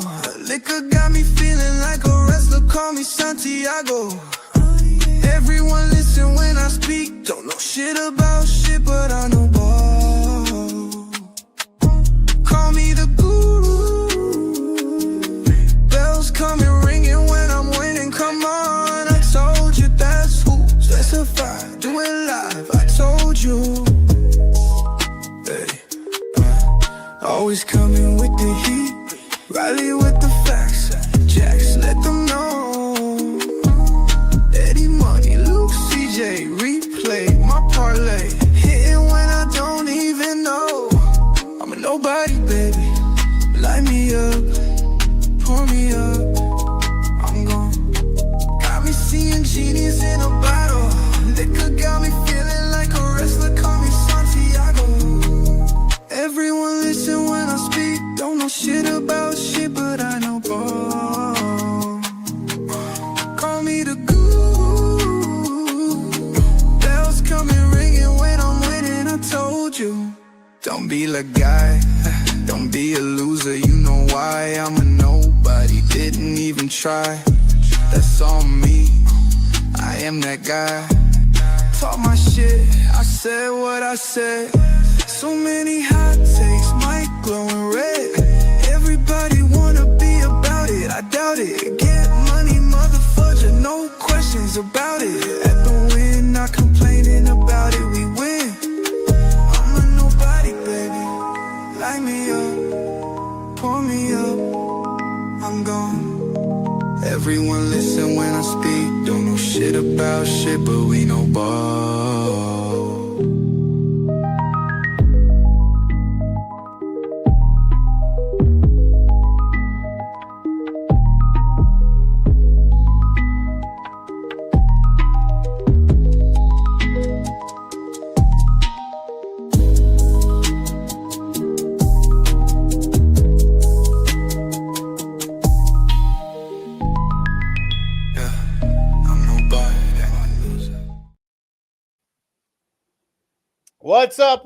What's up, everybody, and welcome back to Two Nobodies with the Mic, episode 161.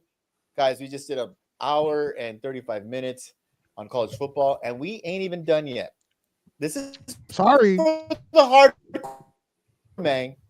This is for the hard Zach Carrera, Ralphie Figueredo, college football diehard. And we're here to give you that content. So I get it, Lord, but college football is too good not in depth and all the angles. But let's go over everyone's prediction of finals, and it's going to be hard because we don't know the seedings yet. Finals prediction and who wins the Natty before this starts. Who's up first, man? Hey, you want to start? Anyone else out there? Hello? Yeah, sure. I am going to I don't know. I'm gonna say that we are gonna see a rematch of the Big Ten championship. Thank you. I want to see Indiana, Ohio State play two times and fuck the Southeast Conference. Hello. And I Wow. hope Ohio State squeaks one out, and then Indiana sets the whole college football world on its ear, and Indiana will now be a powerhouse, and Ryan Day continue to dye his beard and go back into the astastic category of college football coaches. I got Indiana winning it all, man. Wow. Oh, Go Hoosiers. Wow. I'm saying Go that Bobby shit. Knight. Anyone else put this online? Wow. Jacob? I don't know CJ? about. Wait, what? What happened? keep I think going. you're behind, Dad. I think. Yeah, he's No, a he's little. good. I got him. I got him Does too. anyone want to fucking talk? He can't even hear us. He You're can't even the hear one us. connected. And he's frozen. I'm unplugging my He- shit. Now he's off, but I can hear him. I can hear him. He can hear him, but he can't hear us, and he's behind. All right. Jacob, Well, he Jacob. says Indiana and Ohio State. Jacob, who you got? I want Texas Tech versus Ohio State in the finals. 'Cause I think Texas Tech will move up to 2 after this weekend, and they'll be 1 and 2, and they'll make it to the final. I'm hoping Texas Tech pulls it out. That's who I'm rooting for to win it. Wow. What do you And we'll think, change Ralph? this next week. Once we know the bracket, we'll do it again next Right. week. Yeah. But let's just get it out now so we can see how bad we are. So make sure you clip it, Eddie Money, one of us, and tag us in it so we can all know how bad we are week to week. Rafa, CJ, what you want to got? go? I like the best team versus the best player, and I want to see the best team, Ohio I'll State, do it. play the best player in Jeremiah Love for the Notre Dame Fighting Oh, Irish. I have you just Ohio said it. State, Oh, You just Notre said- Dame, and No, I I- got the Buckeyes winning it all in the final. But I got Ohio State, Notre Dame in the final. The Fighting Irish continue all the way through, continue their hot streak. They don't simmer down. They play the best team, and the best team puts the fuck to them. Now, the best now, team puts now the I fuck to them. pray. Now I pray that BYU beats Texas You're a Tech. hater because you're That a way, hater. that way they don't get in because You're a I don't hater. want to see Notre Dame. I see. I like this is the issue. I like Jacob's pick. I said Texas Tech, Ohio State. Ooh, okay. He likes Texas Tech. My camera's fucking up again. He likes Texas. He likes Texas Tech. It's his team.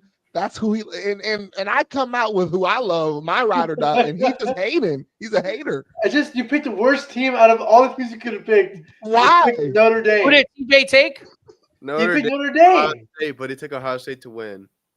Ohio State, Notre Dame. Wow. Eddie Money, who you got? I know you got Ohio State. Who else you got? If we're gonna go off by how the bracket looks right now, well, Indiana will lose and we'll knock down to the top of the bracket. I think no, it's gonna be Ohio State, Georgia. Wow. That's Georgia's easy not pick. losing this weekend. Wow. I agree with him. That's on that bottom of the bracket. Yeah. If Texas Tech advances, they're getting dicked by Georgia. Wow. That Bro, was Georgia, my- you that's telling what me- I was. Georgia That's is what I was dicking thinking. all those bottom four teams that's around them. Whoa, Yeah, I whoa, don't whoa. know. That's who I that. was gonna take. I was gonna take Ohio State and Georgia.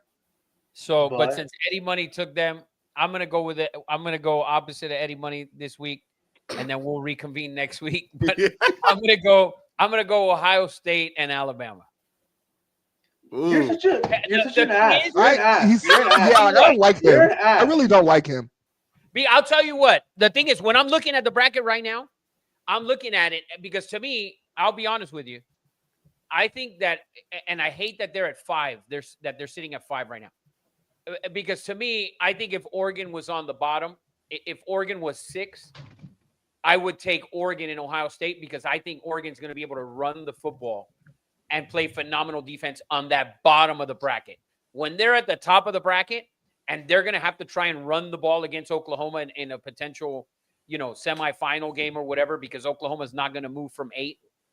I got a fucking dog in here. Go, get out of here. But and then he goes full view so everyone can see the dog. But That shit's hilarious. so, but I would feel if Oregon were at the bottom, if Oregon were 6, I'd take Oregon and Ohio State.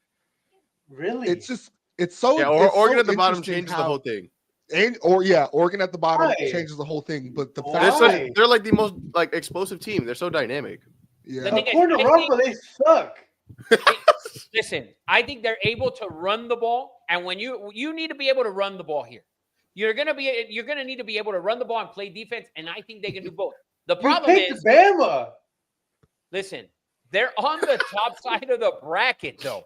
Being on the top, that means that their next game will be against the number 4 team, which more than likely will be, probably an Alabama team or a Yeah. Georgia team. So I don't know what, what's going to happen there. Next week, I'll give you a final, but as of right now, I'm going Ohio State and Bama because I Okay. think Bama's going to beat Georgia. I really don't, but I do kind of. But I wanted to is go Ohio Eddie State, is Georgia, Eddie but I can't updated? go- Is I Eddie can't go updated Ohio on State. everybody's picks? I don't think so. I heard Ohio State, Bama. Am I glitching like crazy? No, you're Tomorrow, No, you're tomorrow I have You're fine. fucking Frontier coming and hardwiring this shit. I'm so sorry. So pissed off think- right now, guys. I think we all have Ohio State, and Rafa has Ohio State good. and Bama. Bama. I have Ohio State, Georgia. CJ has Ohio State, Notre Dame. Jacob has. Ohio State, Texas Tech. There we go. I think That's- preseason I had Penn State or Notre Dame in the finals. I can't remember. And then Right. here are some odds. I had Ohio State, Texas preseason. That I know for sure. Blow that shit out of the water. There we go.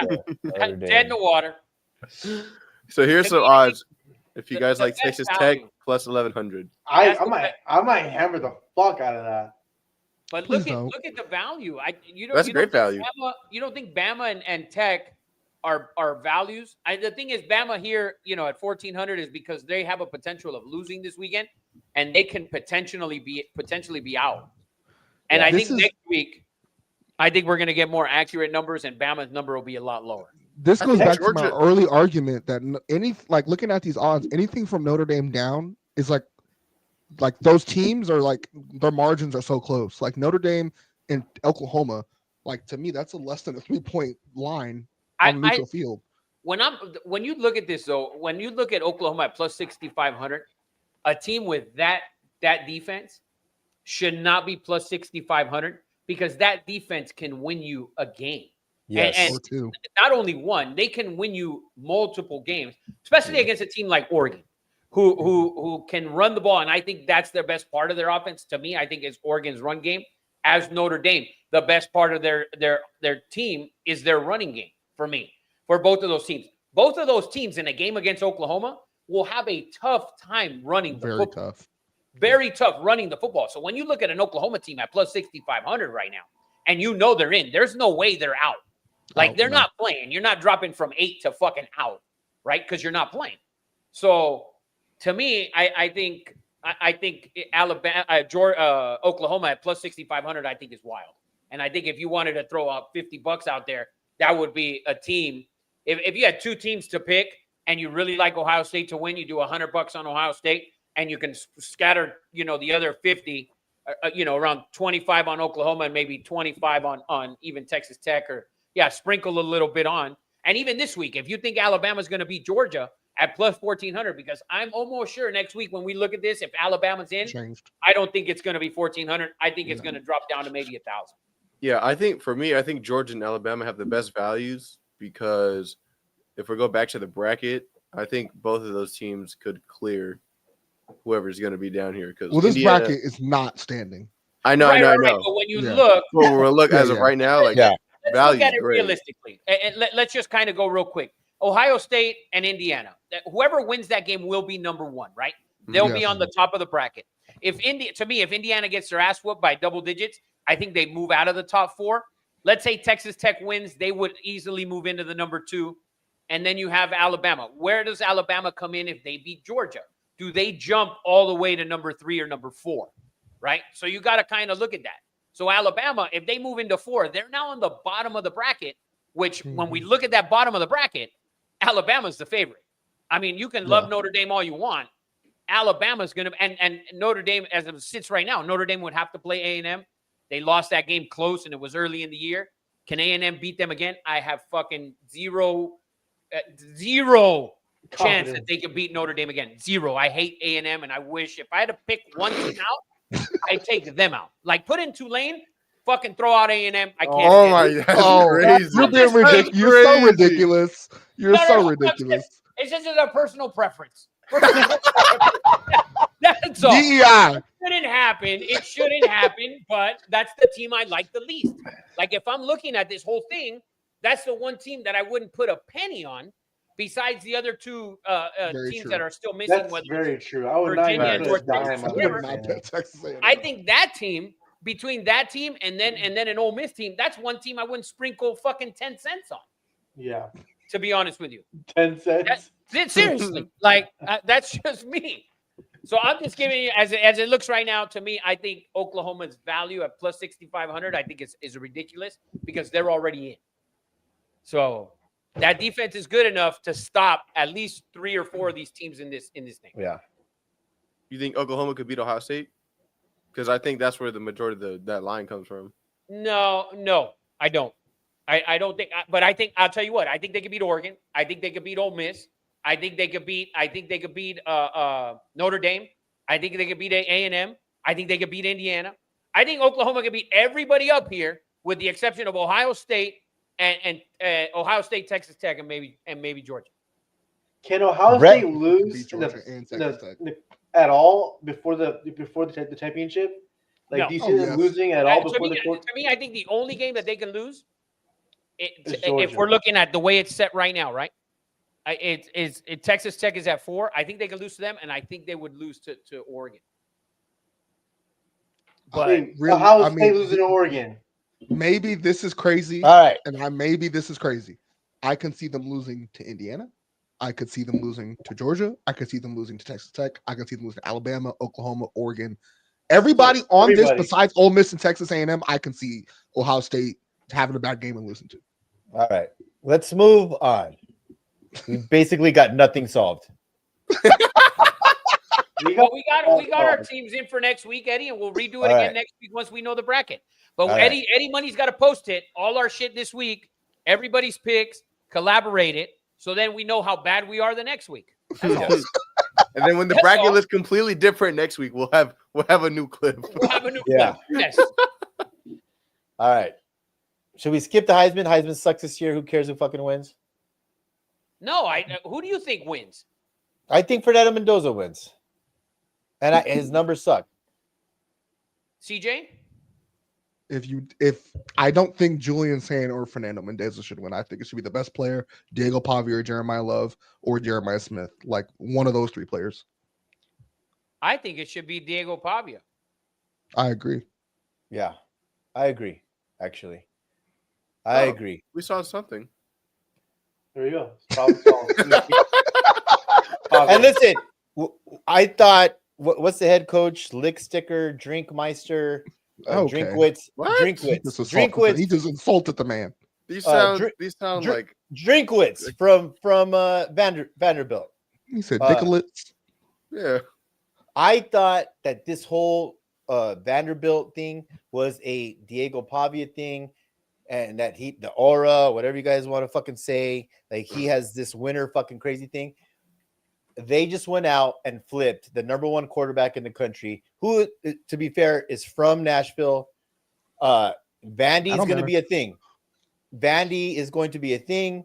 This guy flipped from Georgia to Vandy, and Drinkwitz. I mean, he's done a fabulous job. And I thought this whole Vandy thing would be done when Pavia left, but I think it's going to continue on, man. Vandy, which makes the NIL. Southeastern Conference even tougher. So Don't toot Hawks- off this one, please. You see Right. Doug Sweeney? You see Doug Sweeney's comment? A&M is basically Texas Community College. wow, there is a Texas A&M Kingsville. Rafa would endorse So- that. 100%. There's also a Texas A&M Corpus Christi. Like, it's a Yes. shit show, bro. It is. Which A&M's playing? Which A&M is playing here? Is it Yeah. College Station? The or is it- wrong A&M is gonna show up in the college football playoff. Bro, Wow. the Corpus Christi squad's going to show up with a kid named fucking Joaquin Guzman Yeah. fucking playing quarterback. 5-7. That's what The their football game's gonna playoff look is gonna like email against the Notre wrong Dame. A&M school. Oh, yeah. They're All right. gonna go the wrong All right, way. all right. Let's move on to the motherfucking King of Kings. Let's move on to the NFL. We have a very, very important week ahead of us. You have the AFC North is at stake here, right? With the Ravens and Steelers. You have Cowboys, Lions. You have Colts, Jags. That freaking AFC South is up for grabs. What else? Can I I, say mean- that fucking college is so much better than the NFL? Thank Bro, you. it's because right now it's the peak of college. Eddie Money, Bro, here you it's go. not You right make an now, excuse every year for the NFL, and it's the same excuse. Well, right now it's just not good. You're No, matching bitch. it. You're matching Like, up it's- the it's best just time better. of college Just with not the admit best to time it. of NFL. Just admit to it. Oh, it's so much better. No, It's so much better. No, because the worst team in college can never beat the best team in football, and that just happened last week. Panthers. Appalachian State. Kansas are not the worst team. They're in the playoffs. No, but that was a bad example. But the Panthers beat the Rams, and no one What the thought that was fuck going to point happen. did you just try to Point make? spread. It made no sense. But listen, The okay, bottom teams can never beat the top teams. Is what I'm saying. let's That's been okay. just Florida beat proven a Texas. 1,000 ASMU times. beat Miami. Northern Illinois beat fucking Notre Dame last year. Appalachian That State happens beat Michigan. rarely. This happens No, all it the doesn't. time. It Yes, it It does. happens every week. No, not in college. Are you Okay. kidding? We are on to NFL, and to your point, Eddie. to your point, Eddie Money. Last week alone, the Rams lost, the Ravens lost, Ravens the suck. the Ravens Chiefs suck dick. lost. Chiefs are 6-6. The Bills, did they fucking win last week? I mean, the top 4 teams who no one saw losing all lost last week. So I did, by the and- way. I had the Panthers in all of my pools last week, just so you know. wow. All of them. Every single one, just so you know. Every Why? single one. I I got got 3 money pools a week. Panthers had them in all of them. Why? I also had the Ravens. It was very bad. But Very you bad. got what? I mean, after they got their ass kicked in San Francisco, why? Rafa, I gotta ask. Because it's the west to the east in the 10 a.m. time slot. The 10 and a half line, and I said it last week, the 10 and a half line going from west to east at 10 a.m. is a tough spot to play in, and it Okay. always has been. And the Rams, as we can all say that they're elite, they're not as elite as we've seen teams in the past, whether it's the Chiefs of the past, whether it's the Patriots of the past, whether it's the Niners of the past, that were teams that were just that good. When you played a Panthers team, that isn't an awful team. They didn't lose to a team that has 1 win. They lost to a team that was at 500 or right near 500. Okay. They didn't lose. We saw San Diego, or the LA Superchargers, San Diego Superchargers, we call them here. They went into Jacksonville in that time slot, favored by 3 points, and got their ass handed to them 35-6. So it's not a shock when a team goes from the west to the east and is playing an average NFL team. And the Panthers are an average NFL team. The Jacksonville Jaguars are an average NFL team. That's the thing that we always tend to forget, is west to east in that 10 a.m. time slot on our time zone is very difficult. People on the East Coast don't realize it because they think the game's at 1 o'clock. These guys live on the West Coast, bro.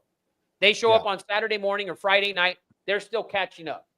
Still catching up. And Eddie's gone to North Carolina a handful of times. I've gone to Miami a handful of times. It takes a couple days to acclimate. And It you may does. think, oh, they're professional athletes. It's even worse. They got a ton of money and a ton of bitches and a ton of vices.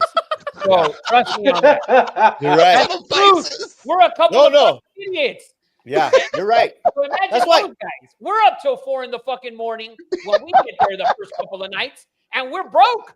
Imagine Yeah. those dudes texting 72 bitches at the same time and their wife. You know what I'm saying? Come on. Come no, on. for sure. When I go to Sonny's place and I sleep on his couch, it's 3 a.m. and I sleep in the corner of a couch and there's a street light that's just like, and I just can't go to sleep for the first 2 fucking days. Anyways, guys, Thursday night football, usually a shit show. This is a great game. You have Cowboys 6-5-1 who are trending like freaking crazy against the Lions. Amon-Ra St. Brown, high ankle sprain. I think he's gonna play because his dad's a G. If you don't follow his dad, that dude, he just fucking spits facts and facts and facts and facts and facts. I love that guy. The line, Lions -3.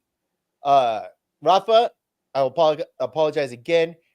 I'm gonna go out on a limb and say that Pickens right now might be the best receiver this year.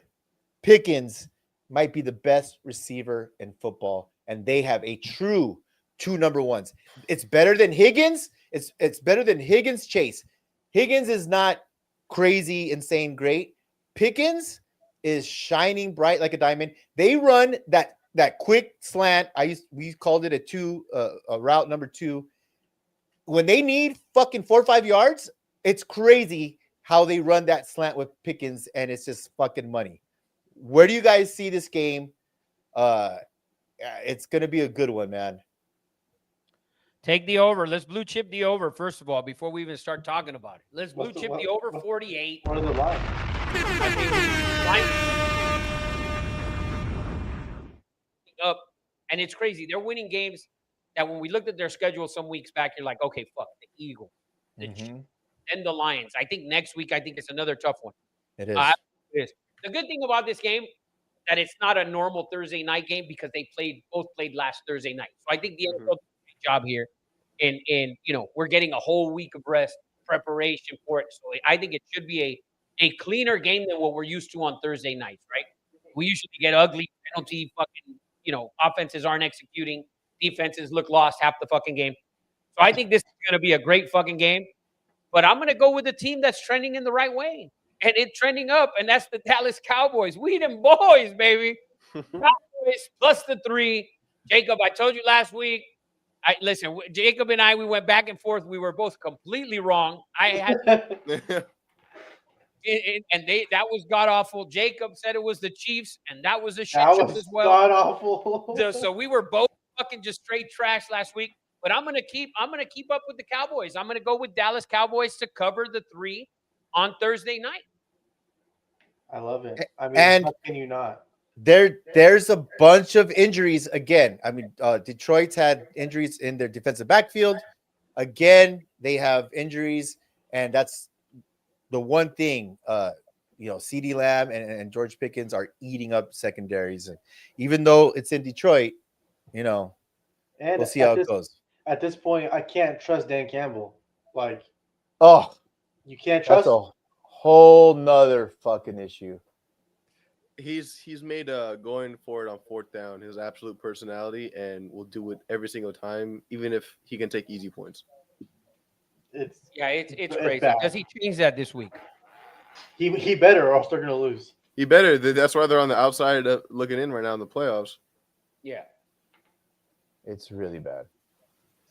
Cowboys, baby. Thanks, Rafa. Sounds good.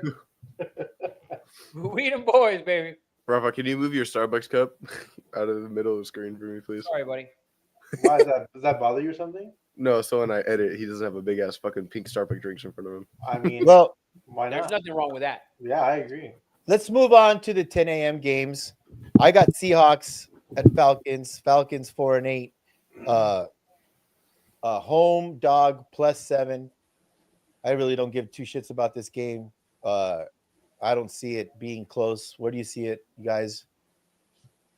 Bird matchup. Has Seattle impressed you in the last couple of weeks? Yes. They have. Didn't they just not allow the team they played to not score a point? It was the Minnesota Vikings. You understand who that is? Or no? Still. Hey, what did we just say about NFL? That that every game is possible? That's Maybe? right. Yeah, except that team. That team is disgusting. No. That team is disgusting. Bro, who played quarterback? Who played quarter? Does anybody know the guy's name? Max Brosner, That dude Brosner threw 4 interceptions, bro. undrafted free agent first start. It's basically like JJ McCarthy as that quarterback anyway. And they try to hype him up. That was the crazy part. Like they're like, this dude's gonna play well, and they try to hype this Brosner kid up. Yeah, Yeah, I don't care for I don't care for this game. I hope Atlanta loses every fucking game and fires fucking Raheem Morris. Yes. Garbage. On to the next, Eddie Money. Next game is Bengals versus Bills. Bills home, favored by 5.5, over under 53.5. Hey, who's favorite? The Bills. Bills. Oh, okay. I thought I heard that wrong. I was like, what the? Wow. Can No, I Bills say- win this? Can I say this? I mean, the Bills are in trouble. They can't run the ball. They can't stop the run. There is a world, and I said it last week, where the Bengals can run the table and win this division. They have to go 5-0, I believe. They have to go 5-0. But there's a world. It's possible. Let me see. How do you see it? I think the Bills win. I think the Bills win. I like that. Yeah. That was a divisional game. The Ravens made so many mistakes in that game. Oh, Lamar is just way too loose with the football. That's your boy. I mean, yes, my boy, Boy, dog. and which is shocking because you know how I am. We're not gonna get into it, but yeah, I listen. Buffalo at home. I can't see them losing this game. Although Joe Burrow's had success against Josh Allen. Listen, Eddie mentioned it. The Bengals need to win the next 5, so that would make them. That would have them winning 6 in a row to get 9-8 and win this division. I don't think that's going to happen. But I like the Bills. I don't know if they cover. I think the- 5.5 is too much. The thing is, the 53 I think is too many because and listen, we can say whatever we want about the Bengals defense and their trash and yada yada yada. Buffalo's offense hasn't looked great at all. Like, what are they?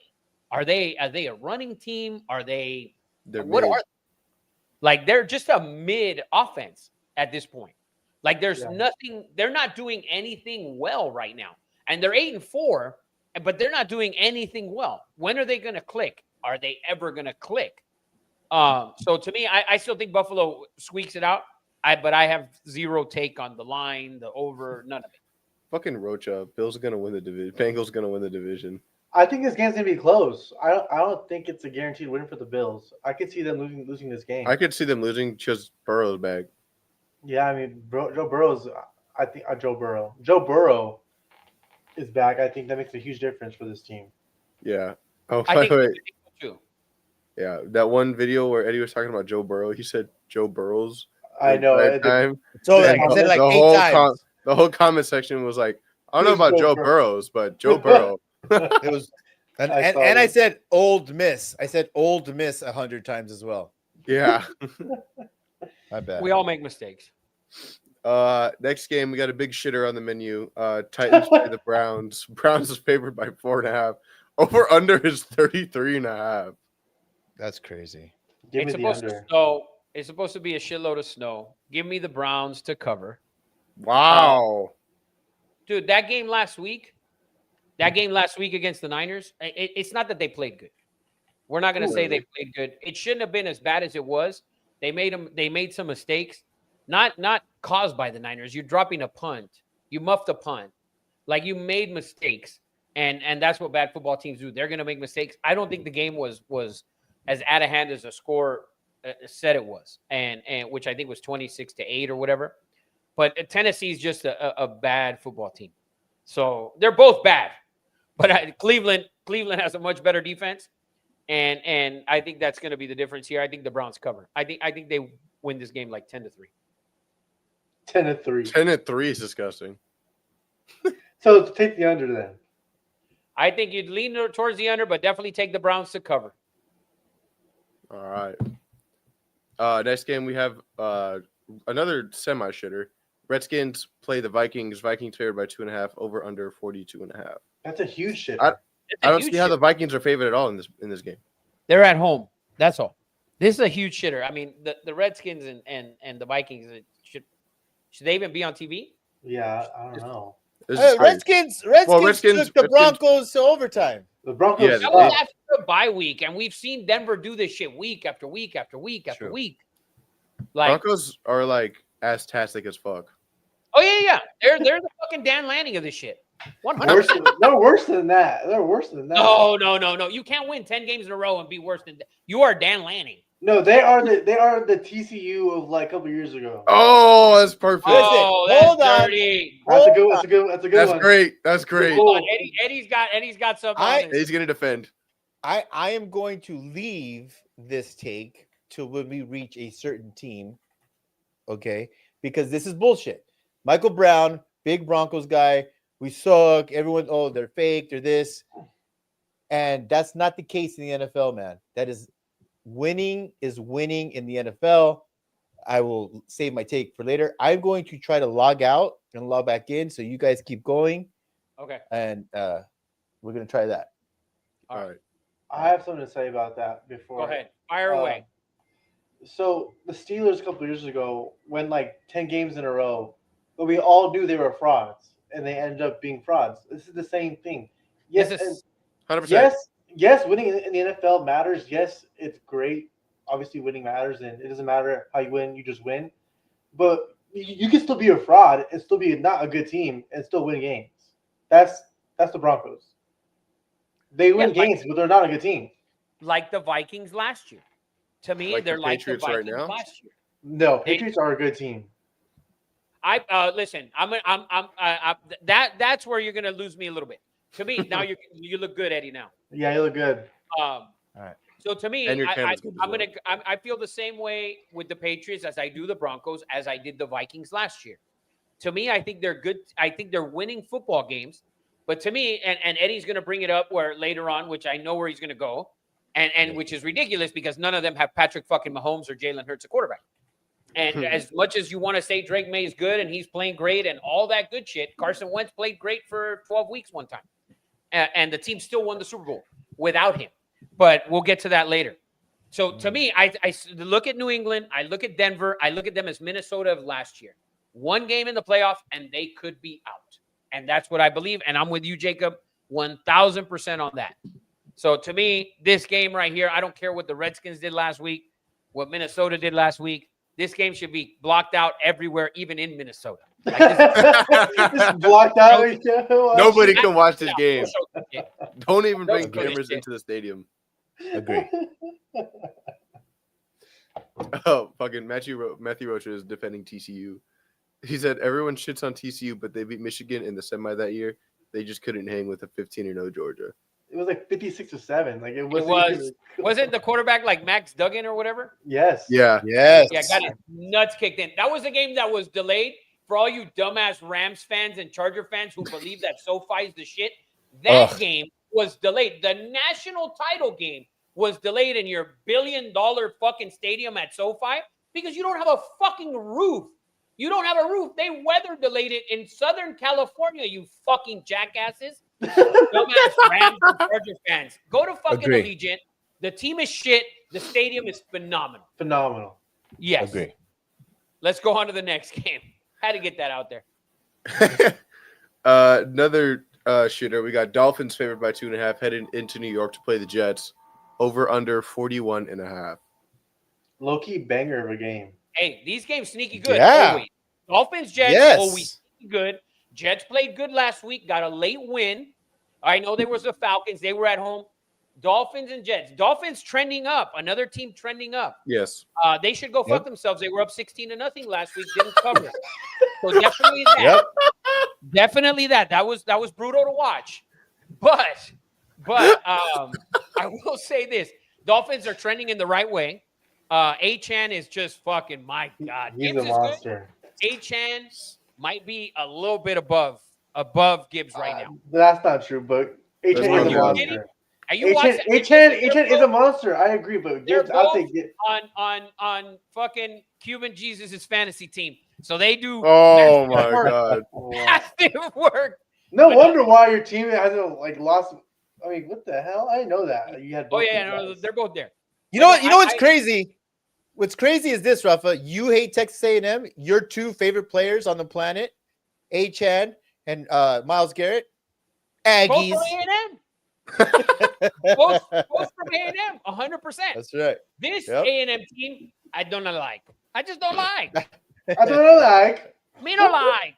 But I'm going to go Miami here. Miami's trending up, playing well. Yep.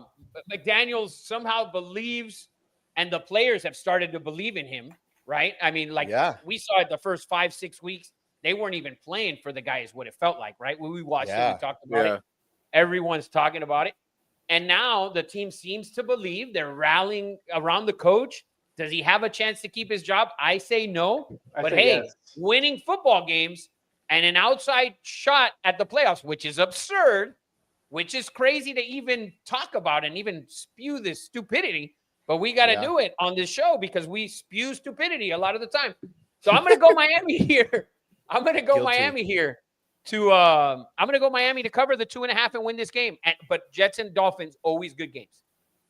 Hey, Gruden said it, Rafa. Gruden said that McDaniels is going to run the table, make the playoffs, and he'll get Coach of the Year.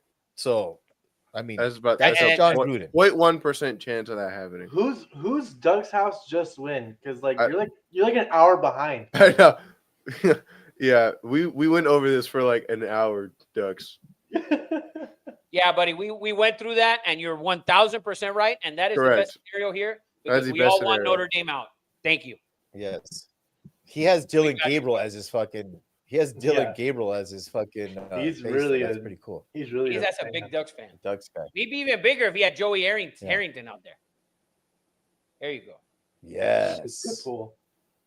Next up, we got a divisional game. Saints playing the Bucks. Bucks are at home, favored by 8.5. Over under 42.5. I like Tampa. I Next. yeah. I Tampa, like Tampa Tampa next. wins this game and covers. All right. Mhm. Now we have a good game. Colts on the road to the Jags. Jags favored by 1.5. Over under 47.5. I believe this is for the AFC South. This is the lead. They're both at 8. They're and both 4. 8-4. Yeah. Tennessee. Hey, listen. Yeah. Houston's trending up, and they're playing well. They have, I think, the number 1 defense in the league, or one of Yeah, the. they're top 7 three. and 5, so they're right behind it. That division is up. Is up for grabs. They're right behind them. Houston's playing well. To me, the Colts haven't looked good since coming back from this bye. Daniel Jones is no more Yeah. Indiana Jones. So 100%. I'm leaning towards the Jags. Ed, what do you think? So I looked it up. Obviously, great game. Jags defense is really good. That defensive line is really tough. Like you said, Daniel Jones, they're not running the ball as consistent as they were in the first 7-8 weeks. And they're stacking the box, they're making Daniel Jones make plays. And he's struggling. This is the NFL. There's film. There's really smart guys. That being said, Trevor Lawrence, has a 59 completion percent. It's 30th in the NFL, Rafa. 30th ass. in the NFL. Hot ass. He's hot ass. He's hot ass.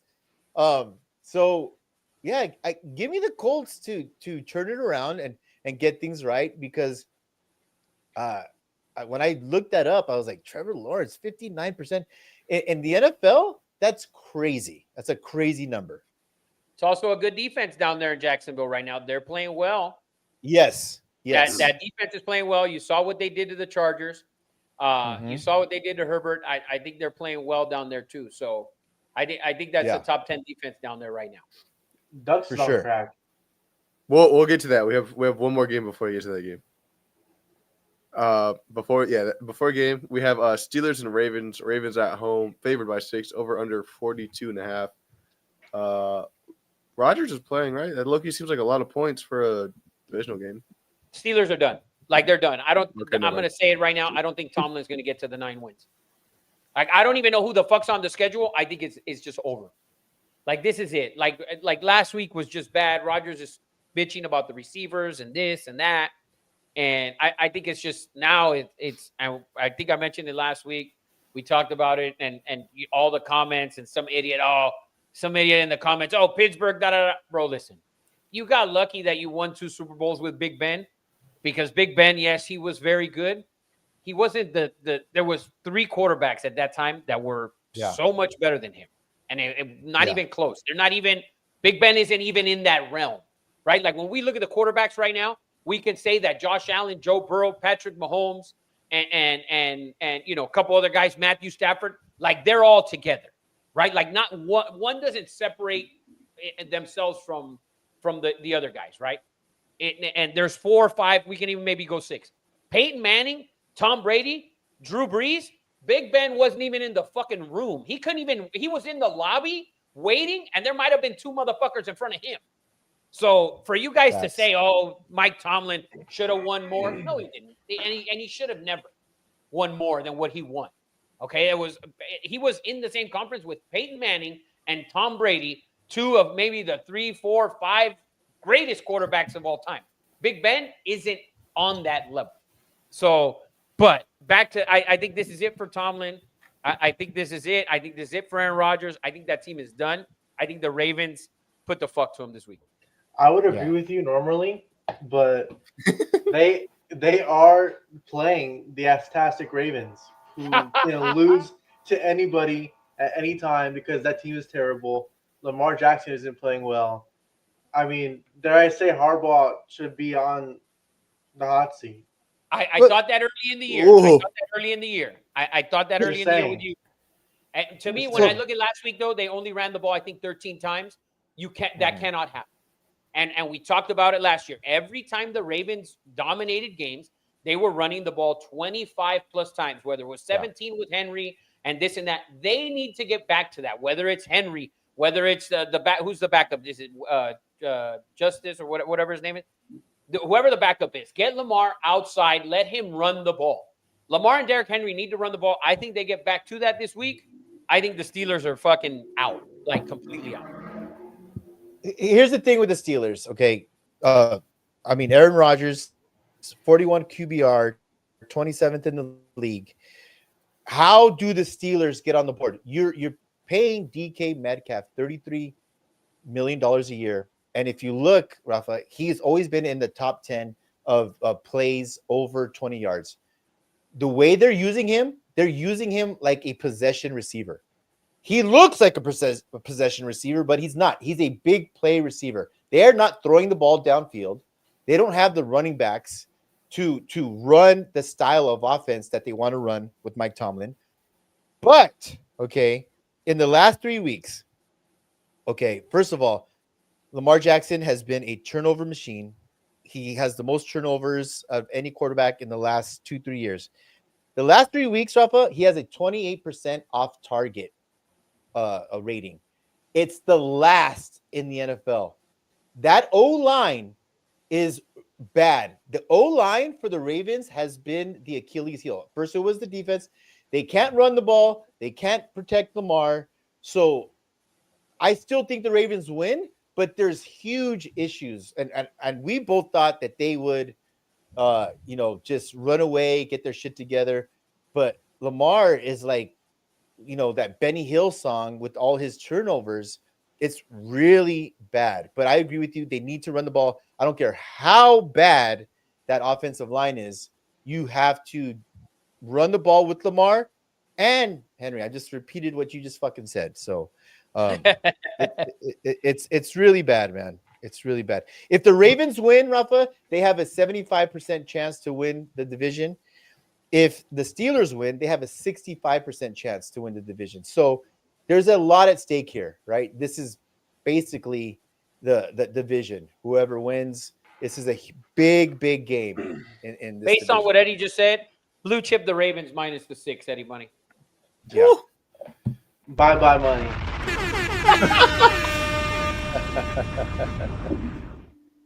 Oh, Yeah. man. Going into an important game for Eddie, we have the Raiders playing the Broncos. Raiders are at home, but Broncos are favored by 7.5, over under 40.5. Before you get into that, Ducks with an absolute crazy prediction.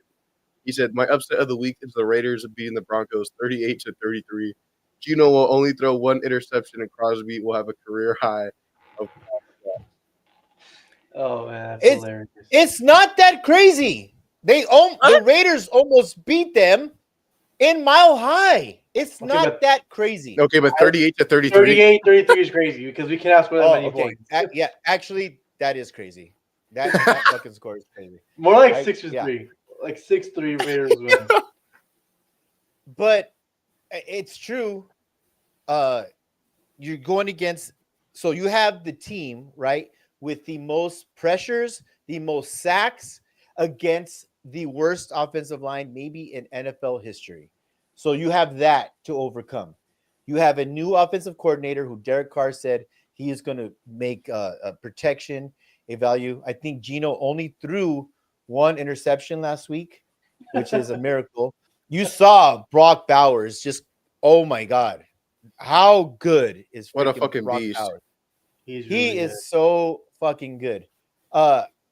Do I wouldn't be shocked if somehow the Raiders pull this out, but I mean, I wouldn't be shocked if it was 39-3 either. I'm So gonna be so pissed if the Raiders win, Yeah, me too. I'll be really upset if they win this game. bro. Like, why? Why are you winning? Why are you trying for the rest? Yeah, like dude, I feel like knowing them, they're gonna win. this is a Rafa Raider pick right here. Yeah, it usually is. This is It's usually- 1000% my upset of the week. This is a 1000. Wow. I have to go. I have to go, guys. Something just popped up. Listen, when we saw the game on Thursday night, and it was a short week, but the Raiders went into Denver and they played hard, and Denver didn't look good. Denver continues to not look good, and Eddie wants to keep bringing up the comparison and this and that. To me, it's a divisional game against a team that, for the most part, over the last 5 years or 4 years, they've struggled to beat, the exception of last year, right? Yes. They barely beat them this year in that short week on Thursday night. It wouldn't surprise me when we're looking at the slate and we're looking at some of the games where the lines are bigger. I can't see Pittsburgh going in and beating Baltimore in Baltimore, but I can definitely see a home team covering the 7.5 and having a chance to win this game late. Nothing about the Raiders should even fucking tell you that they're remotely close in this game, which is why I'm going to go with the Raiders plus 7 on fucking Sunday afternoon.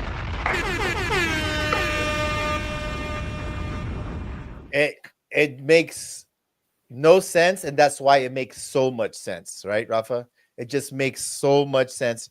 You have week 2 of Greg Olsen, calling plays. Max Crosby still playing out of his ass, And here's what I don't like. Bo Nix, I don't know if you guys saw that throw, where he was off balance. He makes some of the most incredible throws and incredible plays. And then the easy throws are like 6 feet behind receivers. He's sort of mind-boggling. I don't love. Yeah. Oh, yeah.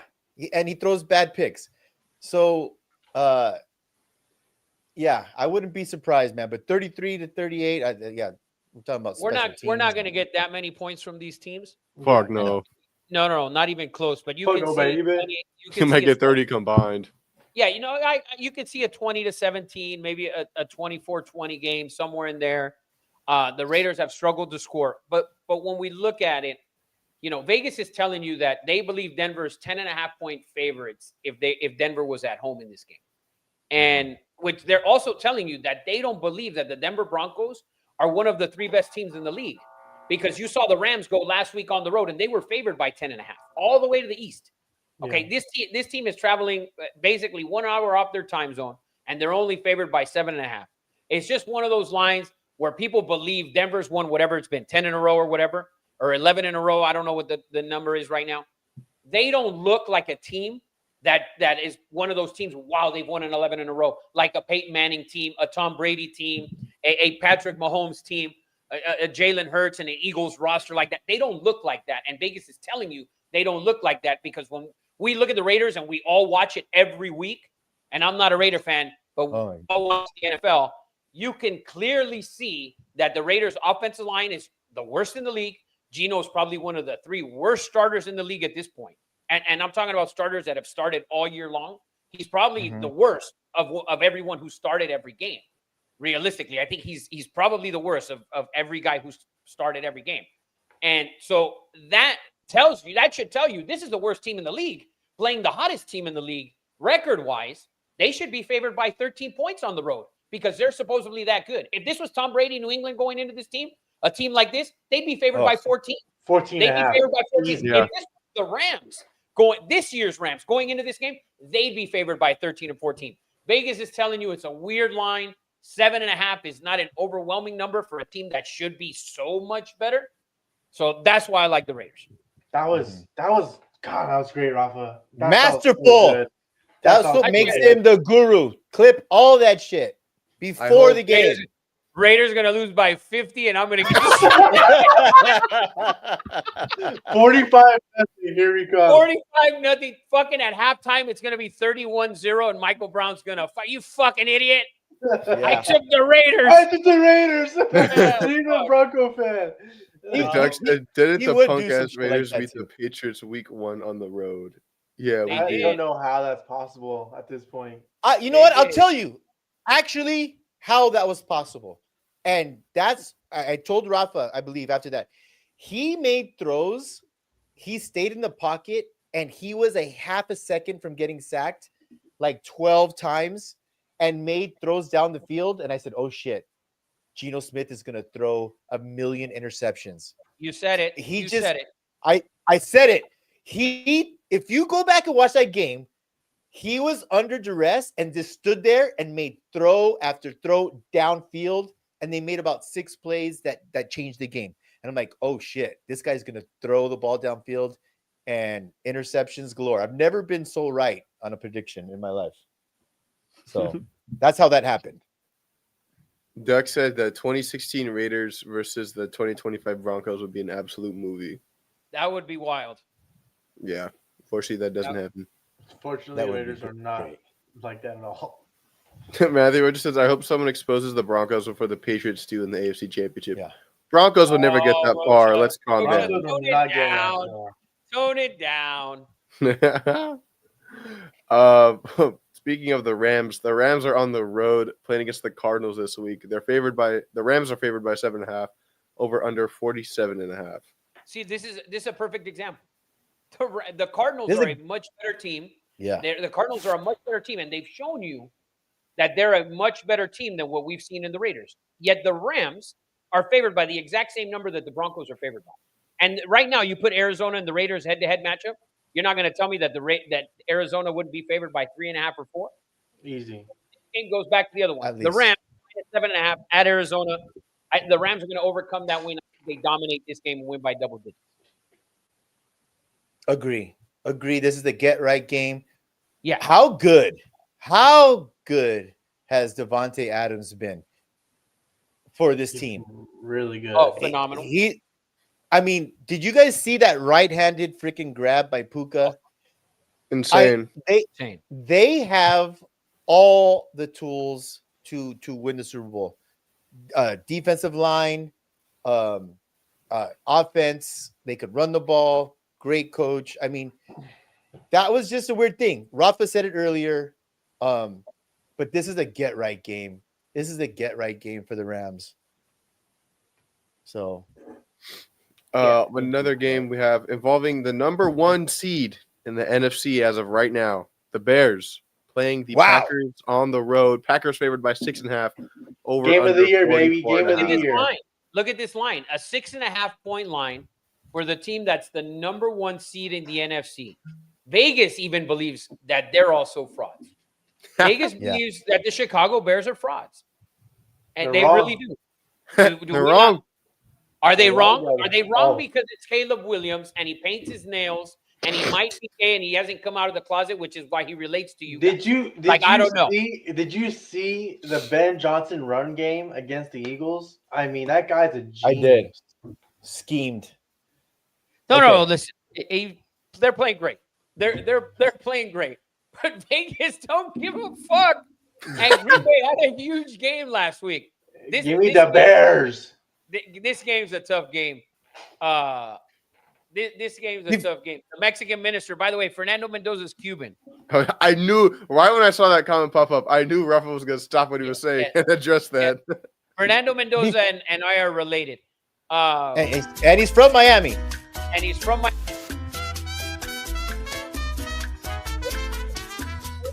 Do it. So, but dude, I don't know, Eddie. I don't know if 6.5 is, and I don't know where the sharp money is yet. We haven't seen it. Vegas hasn't put it out. So I don't know if the sharps are going to be on this game, which if they are, they drop the line probably to 6 or 5.5. But, you know, I don't know what to think. Can the Bears win another one? I think the Bears cover. I think 100% that Bills cover this game. Or the Bears cover this game. I think they're that good of an offense to keep it close. I think they could cover. I don't know about the win, though. Yeah, I agree. Okay. All right. If either of the teams win, if the Bears win, they have a 90% playoff chance. Packers win, 95% playoff chance. Go ahead, Ed. Good. I have some stats why Vegas sees the way they see this happening. Okay. And one thing is that Jordan Love has looked like shit at times. But I looked up some shit. Okay. Jordan Love, when pressured, has a 34 QBR rating, worst in the league. He also has the best QBR rating when he's not getting blitzed and under pressure.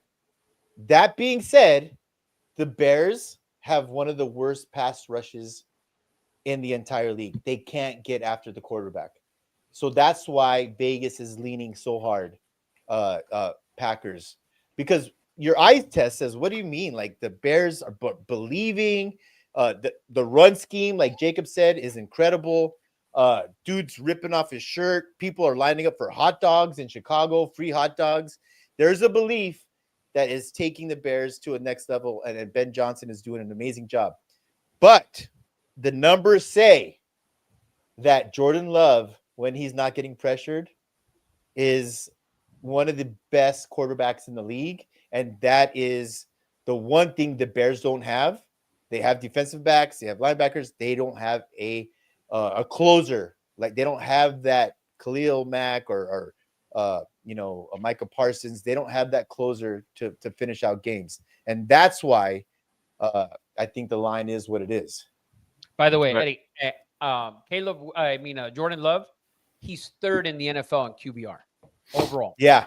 Third. Yeah. Oh, behind Dak and Patrick Mahomes. Yeah. So he's been, as much as we want to say he hasn't been great in certain games, he's still third in QBR, like you said.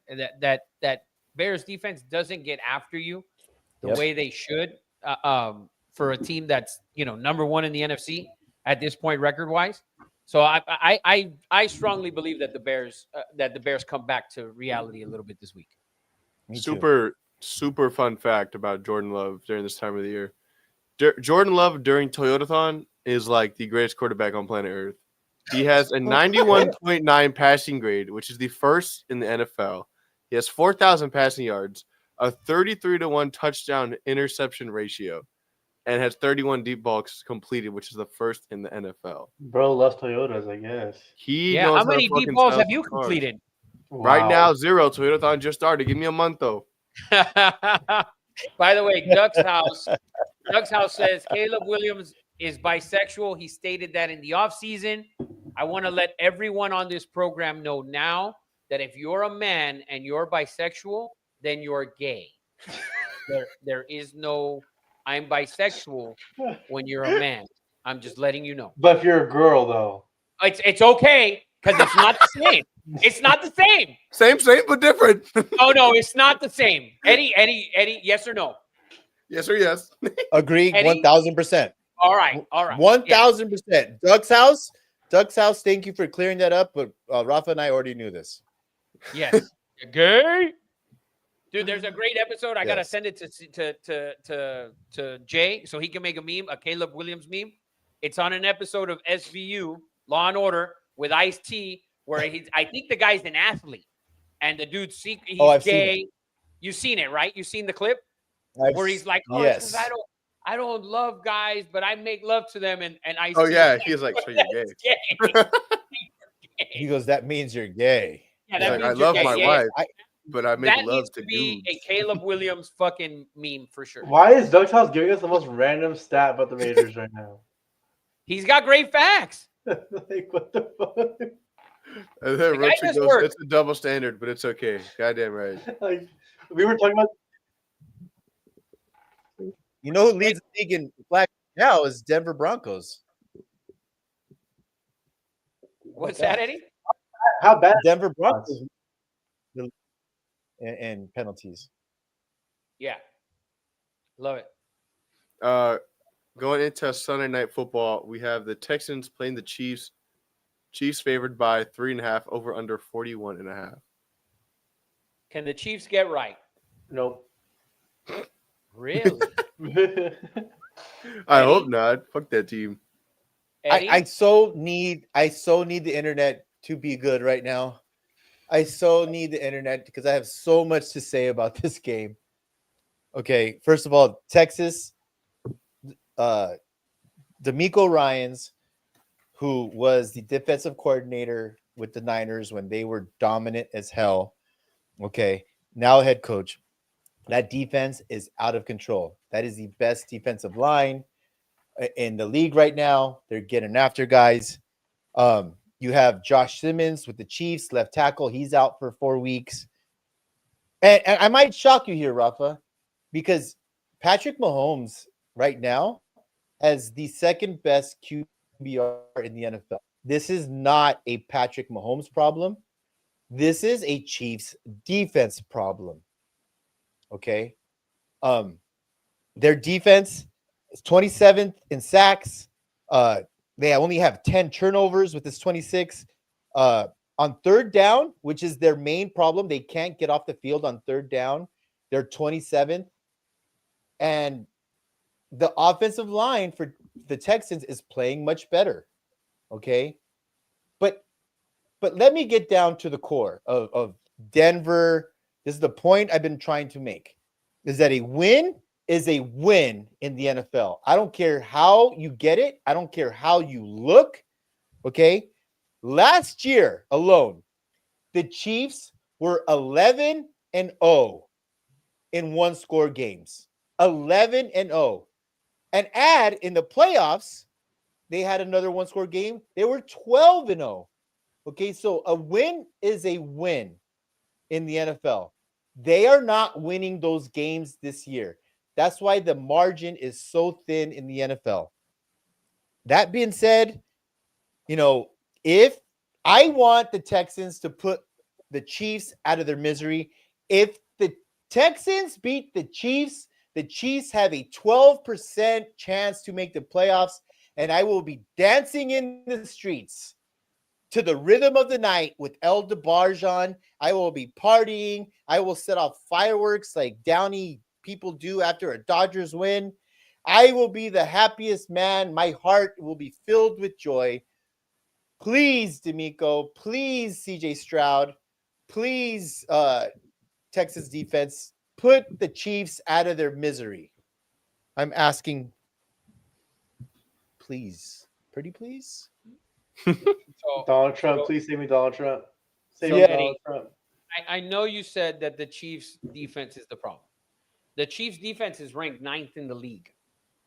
They're ranked 9th in the league on defense. Their offense is in the top 5, I believe. If we're looking at offenses with the Chiefs, they are 5th. So the Chiefs have a top 5 offense and a top 10 defense. The Texans have the number 1 defense, but they're towards the bottom. They're 18th in offense. So their offense isn't great. They're going on the road into Arrowhead in December. Yeah. You think they win this game? Because I don't. I don't give them I don't think they win this game. I don't think they're within a score of this game. I really don't. You listen, last week, the Cowboys, they went on the road. They went into Dallas. I picked Dallas because we them boys, right? But I think the Chiefs, and the Chiefs have gotten the better of Houston since CJ Stroud has been there, I believe. So and D'Amico. And They got away with a game last week. Listen, when we look at that game last week against the Colts, they got away with some things. First of all, that extra point, the guy missed it.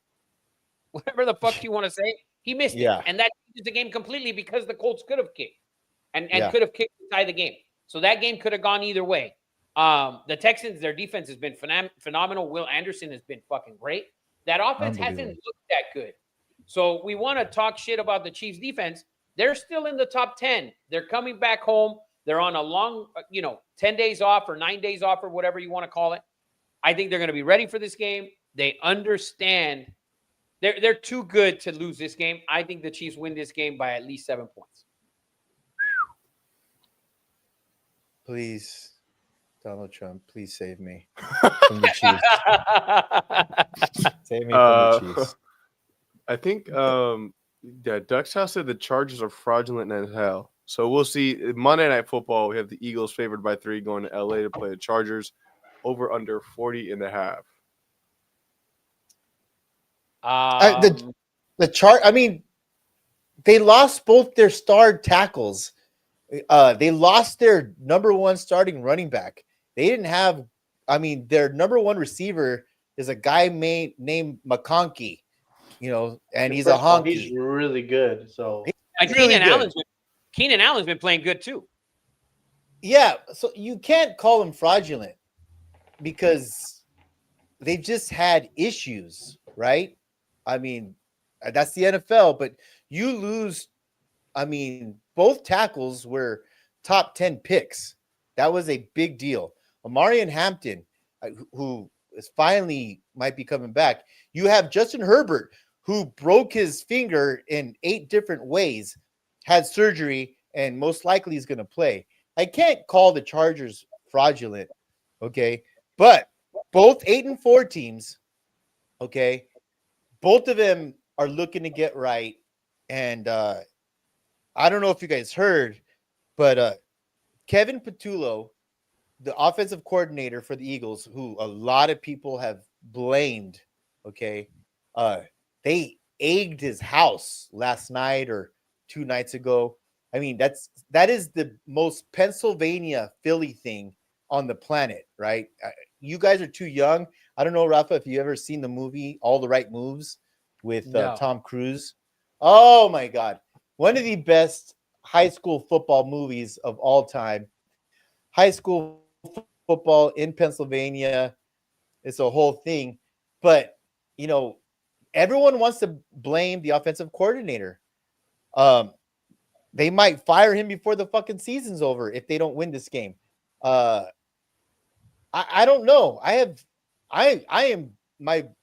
I'm boggled about this game. I don't know who's going to show up, honestly.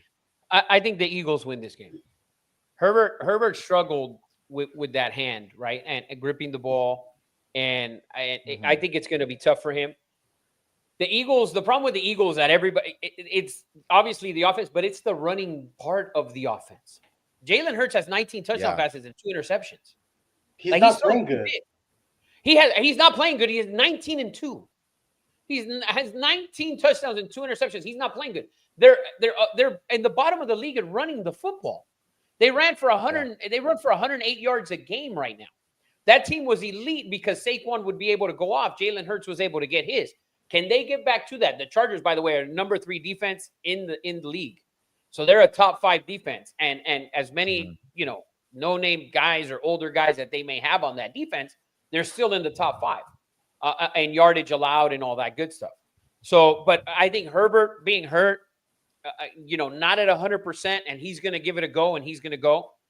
I don't know if I don't know if they can beat this Eagles team. I really don't. I think the Eagles will get back to being able to run the football. The Chargers last week ran for 190 yards against the Raiders. I don't think they're going to be able to run for 190 yards against this Eagles defense. No. I really don't. And I think the Eagles are going to cover and win this game. I think you're crazy. Why? The Eagles have not shown you they could do any of those things. Their defense is they're 8-4. It doesn't seem like they're not 8-4. They look terrible. The Bears ran all over them like it wasn't even close. And the Bears aren't an elite team. Like They're a physical running football team, though. The Chargers aren't a physical running football team, and you're out they've been out there 2 tackles all year long. The And Eagles they've front been winning 7, games. and they've been winning games. The buck stops here, buddy. Listen, you already lost the You bet. said last week. You said last week. Okay, last week you were the Eagles are to get right against the Bears, and they didn't. They looked garbage. They looked worse. Than Yeah, they the look Bears. disgusting. They look disgusting. Listen, you already lost a round to me at Sand Canyon that you still owe me. Do you want to make it a second round in this game? Do you want to make it a second round? Okay. Oh, time out. Are we going spread or just going straight up? Whatever you want to do. I'll give you the 3 What? points. You will. I'll take the Eagles minus the 3. Let's do it. Okay. Deal. Let's do it. Rocha, back his bet. That way I know it's a no, lock. no. That way he I know did. it's a lock. He did. He did. Oh no! There it is. There I it think is. can we take it back? Is it too late? No, You can take Nope. it back. Eddie says no. You're fucked. All right. listen. I'm It seems confident. like a simple fix. This year, Saquon is averaging 61 rush yards a game. Last year, 100. He averaged 125 yards a game. I would never go egg anyone's house because of a football team, but the fix seems so obvious, so Then obvious why, that I why get isn't it working? I get why they're Why hasn't frustrated. it been fixed? I don't know. You guys Nobody still knows. want to act like they're this elite team, and they're not. It's time to face the facts. This is not. They're the an Super elite- Bowl champions. They're the Doesn't Super Bowl matter. champions. And they didn't That was lose. Yeah, but what do we last say? What do we say? year. NFL's week to week. Remember? It is. It is. Yeah. Okay. And he just gave up. Oh, you're Yeah. right. No, because he's saying, they didn't. I mean, they didn't lose a shit ton of guys, right? the same team. I mean, yeah, that's what I'm saying. And I'm saying that they're not last year. Like this is a different. For some reason, this team is different, and Hurts isn't getting enough blame. And I'm a Hurts Oh, guy. I'm a Hurts Glazer, and he's just And I'm not. getting enough. And he's not getting enough blame. I'm sorry. I'm not going to sit here and glaze him. But the guy's 16th in the league in passing yards, and he has 19 touchdowns and 2 interceptions. Jacob, literally, he's not fine making and dandy. mistakes. That's fine and dandy. But if you watch the Bears game, he misses like 5 throws that would have changed the game. He's not good at certain things, and I am a Hurts fan, so it pains me to say this, but he is not what I thought he was, and it's really hurting my feelings to say this out loud.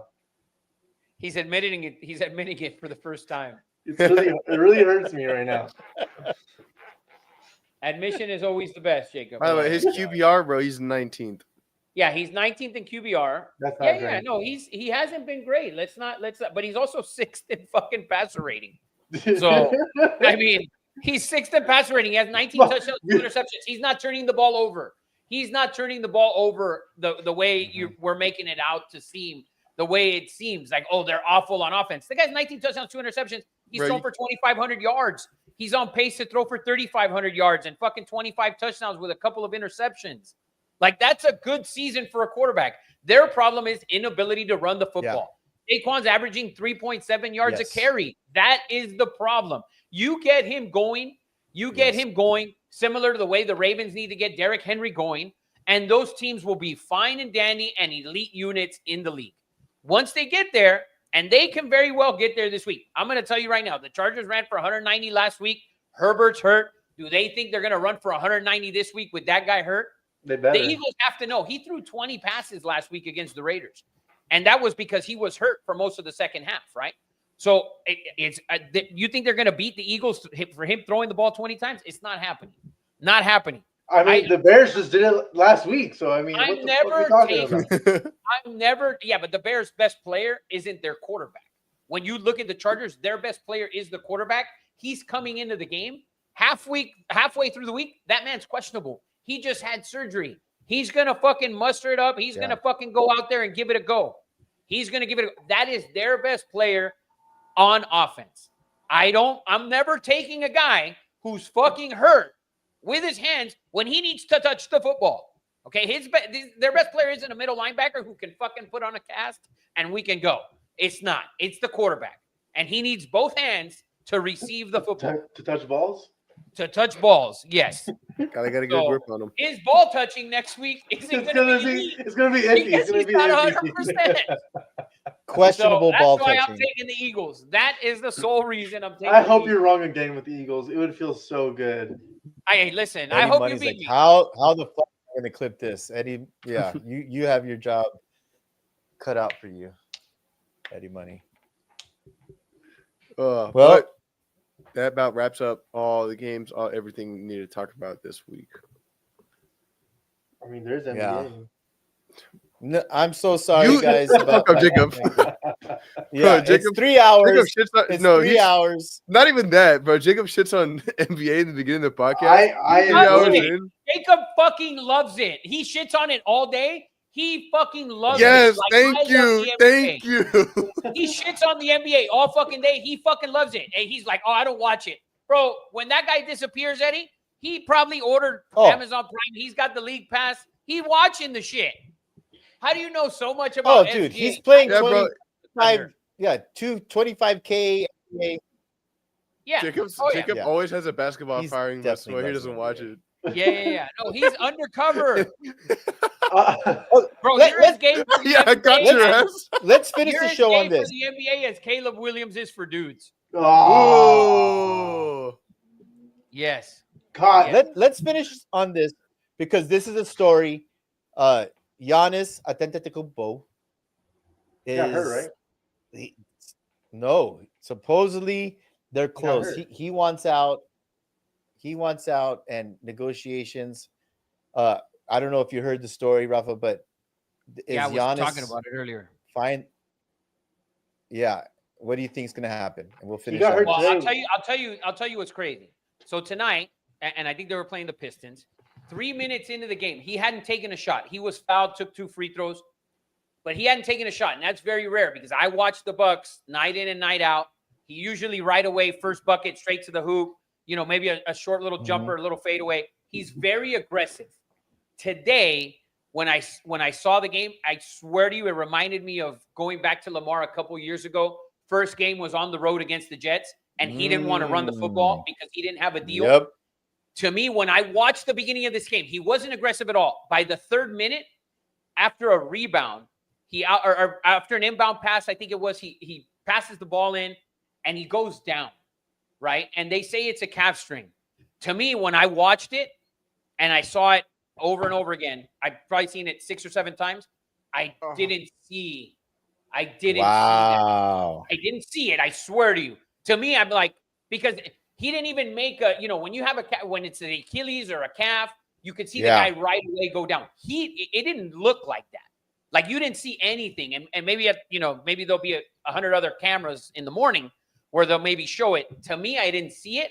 And they took him straight to the locker room. He walked off straight to the locker room. And I was like, holy shit, are they trading this guy already? Wow. I didn't see it. And I didn't see him come out with the aggressiveness, especially against the Pistons, who are one of the best teams in the East. I didn't see it come the way he's, the way he's always come out every night that he's on the floor. He's aggressive right out the gate, and he was not. So to me, I think that I don't know. I'm going to throw it out there that I don't think he's that hurt. I think he's as hurt as James Harden was in Houston. Remember when he didn't want to play because he was hurt and he got traded and all of a sudden he's ready to go, right? And he got fat. Yeah, Yes. Yeah, and he had a fat suit on because he clearly took that shit off. He sent the GM a message. I don't want to be here. And Well, I think that they met today. They met today with the agent. The agent and them, they met today and they spoke about it. And so, like, to me, since we're talking about it, and I mentioned it to Eddie Money before we went on, when I look at the teams that can make a trade, like the Spurs, they have the most to give up, right? Of NBA-ready players. Castle and even Ron Harper's kid can both go, right? And you look at the Mavs, they can give up Cooper Flag, maybe throw PJ Washington in there, and then a bunch of draft picks to get them. Houston, you got Thompson and Parker and the other kid. I mean, the kid from Auburn. Like you have plenty. Those teams have plenty of things to move. Like the Lakers, all these morons here already with the Laker bullshit, as they did when Westbrook, years ago and Kevin Love and all those guys. But the Lakers, for them to move Giannis, you literally need to dump the entire team and then a bunch of draft picks that aren't any good that you're not going to have, right? You can always throw the Warriors in the mix because they have Kuminga and they have picks and they got all sorts of shit. So they have pieces. To me, I think what makes the most sense, if I'm the Mavs, I would definitely throw in Cooper Flag. You have Kyrie coming back. You would give Flag up that quick? For Giannis, there is no doubt about it. Giannis is, to me, one of the 3 best players in the league. And if he had a better surrounding cast around him, you would realize how good he actually is. He's the best player. To me, when I look at them, at everybody, I think he's the best player. I think he's dominant on both sides of the ball. He can be. He doesn't shoot the ball great. He can get to the basket whenever the fuck he wants, and he does. Okay, he's opposite of LeBron. When you looked at LeBron, he wouldn't attack as much. Giannis attacks the basket. He don't. A team like him going to Dallas with Anthony Davis, and you have some other players there. Imagine him going to the Spurs, where the Spurs have plenty of young talent. They have De'Aaron Fox with Wemby and Giannis. How long would that team be with those two guys down there? Houston has players that they can trade. They're on fire with Durant. Van Fleet probably not going to come back, but they can get other pieces. So to me, when you look at, I think there's maybe 3 or 4 teams that are in the mix. I mean, if Oklahoma wanted to fuck around and get frisky, they got players and all of the draft picks give up. Yeah. Do they fuck up that thing though? I don't think so. The Knicks, they signed Bridges, gave them a bunch of money. Now you can't really move. The Celtics, do they give up Tatum because he's hurt, and the Bucks can say, well, fuck it, we're going to get Tatum back, next year, and we'd have him for a bunch of years. Can the Celtics make a move like that? That makes sense. I don't see the Lakers, as much as everybody wants to see it, Giannis and Luka. I can't see it because you'd have to give up. You don't have, to me, Reeves and Ryu. And a couple of fixes. You have nothing. Not that. And Reeves is on a favorable contract, but next year that's done, and then that's a max player. You're going to give Reeves a max contract? Like, come on. So I think Giannis moves. I think, to be honest with you, I would be shocked if he was still in a Bucks uniform by Christmas. Agree. I'd be shocked. Agree. Well, that's how we're going to end episode 161. I'm hoping I get this shit fixed. I'm frustrated. But thanks to everyone. Matt, we had Will in. We had this other guy who's obviously a Raider fan. Yeah. He's got a Dylan Gabriel profile there. In a Browns jersey. That's crazy. Yeah. But thanks to Hakatomi Plaza. Thanks to CJ, Eddie Money, Rafa.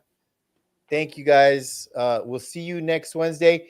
I will post. We are doing a Christmas giveaway. I'm going to post that. We want to bless you guys for Christmas because we're so thankful for all of you. And that being said, love you. And we out, man. Howdy.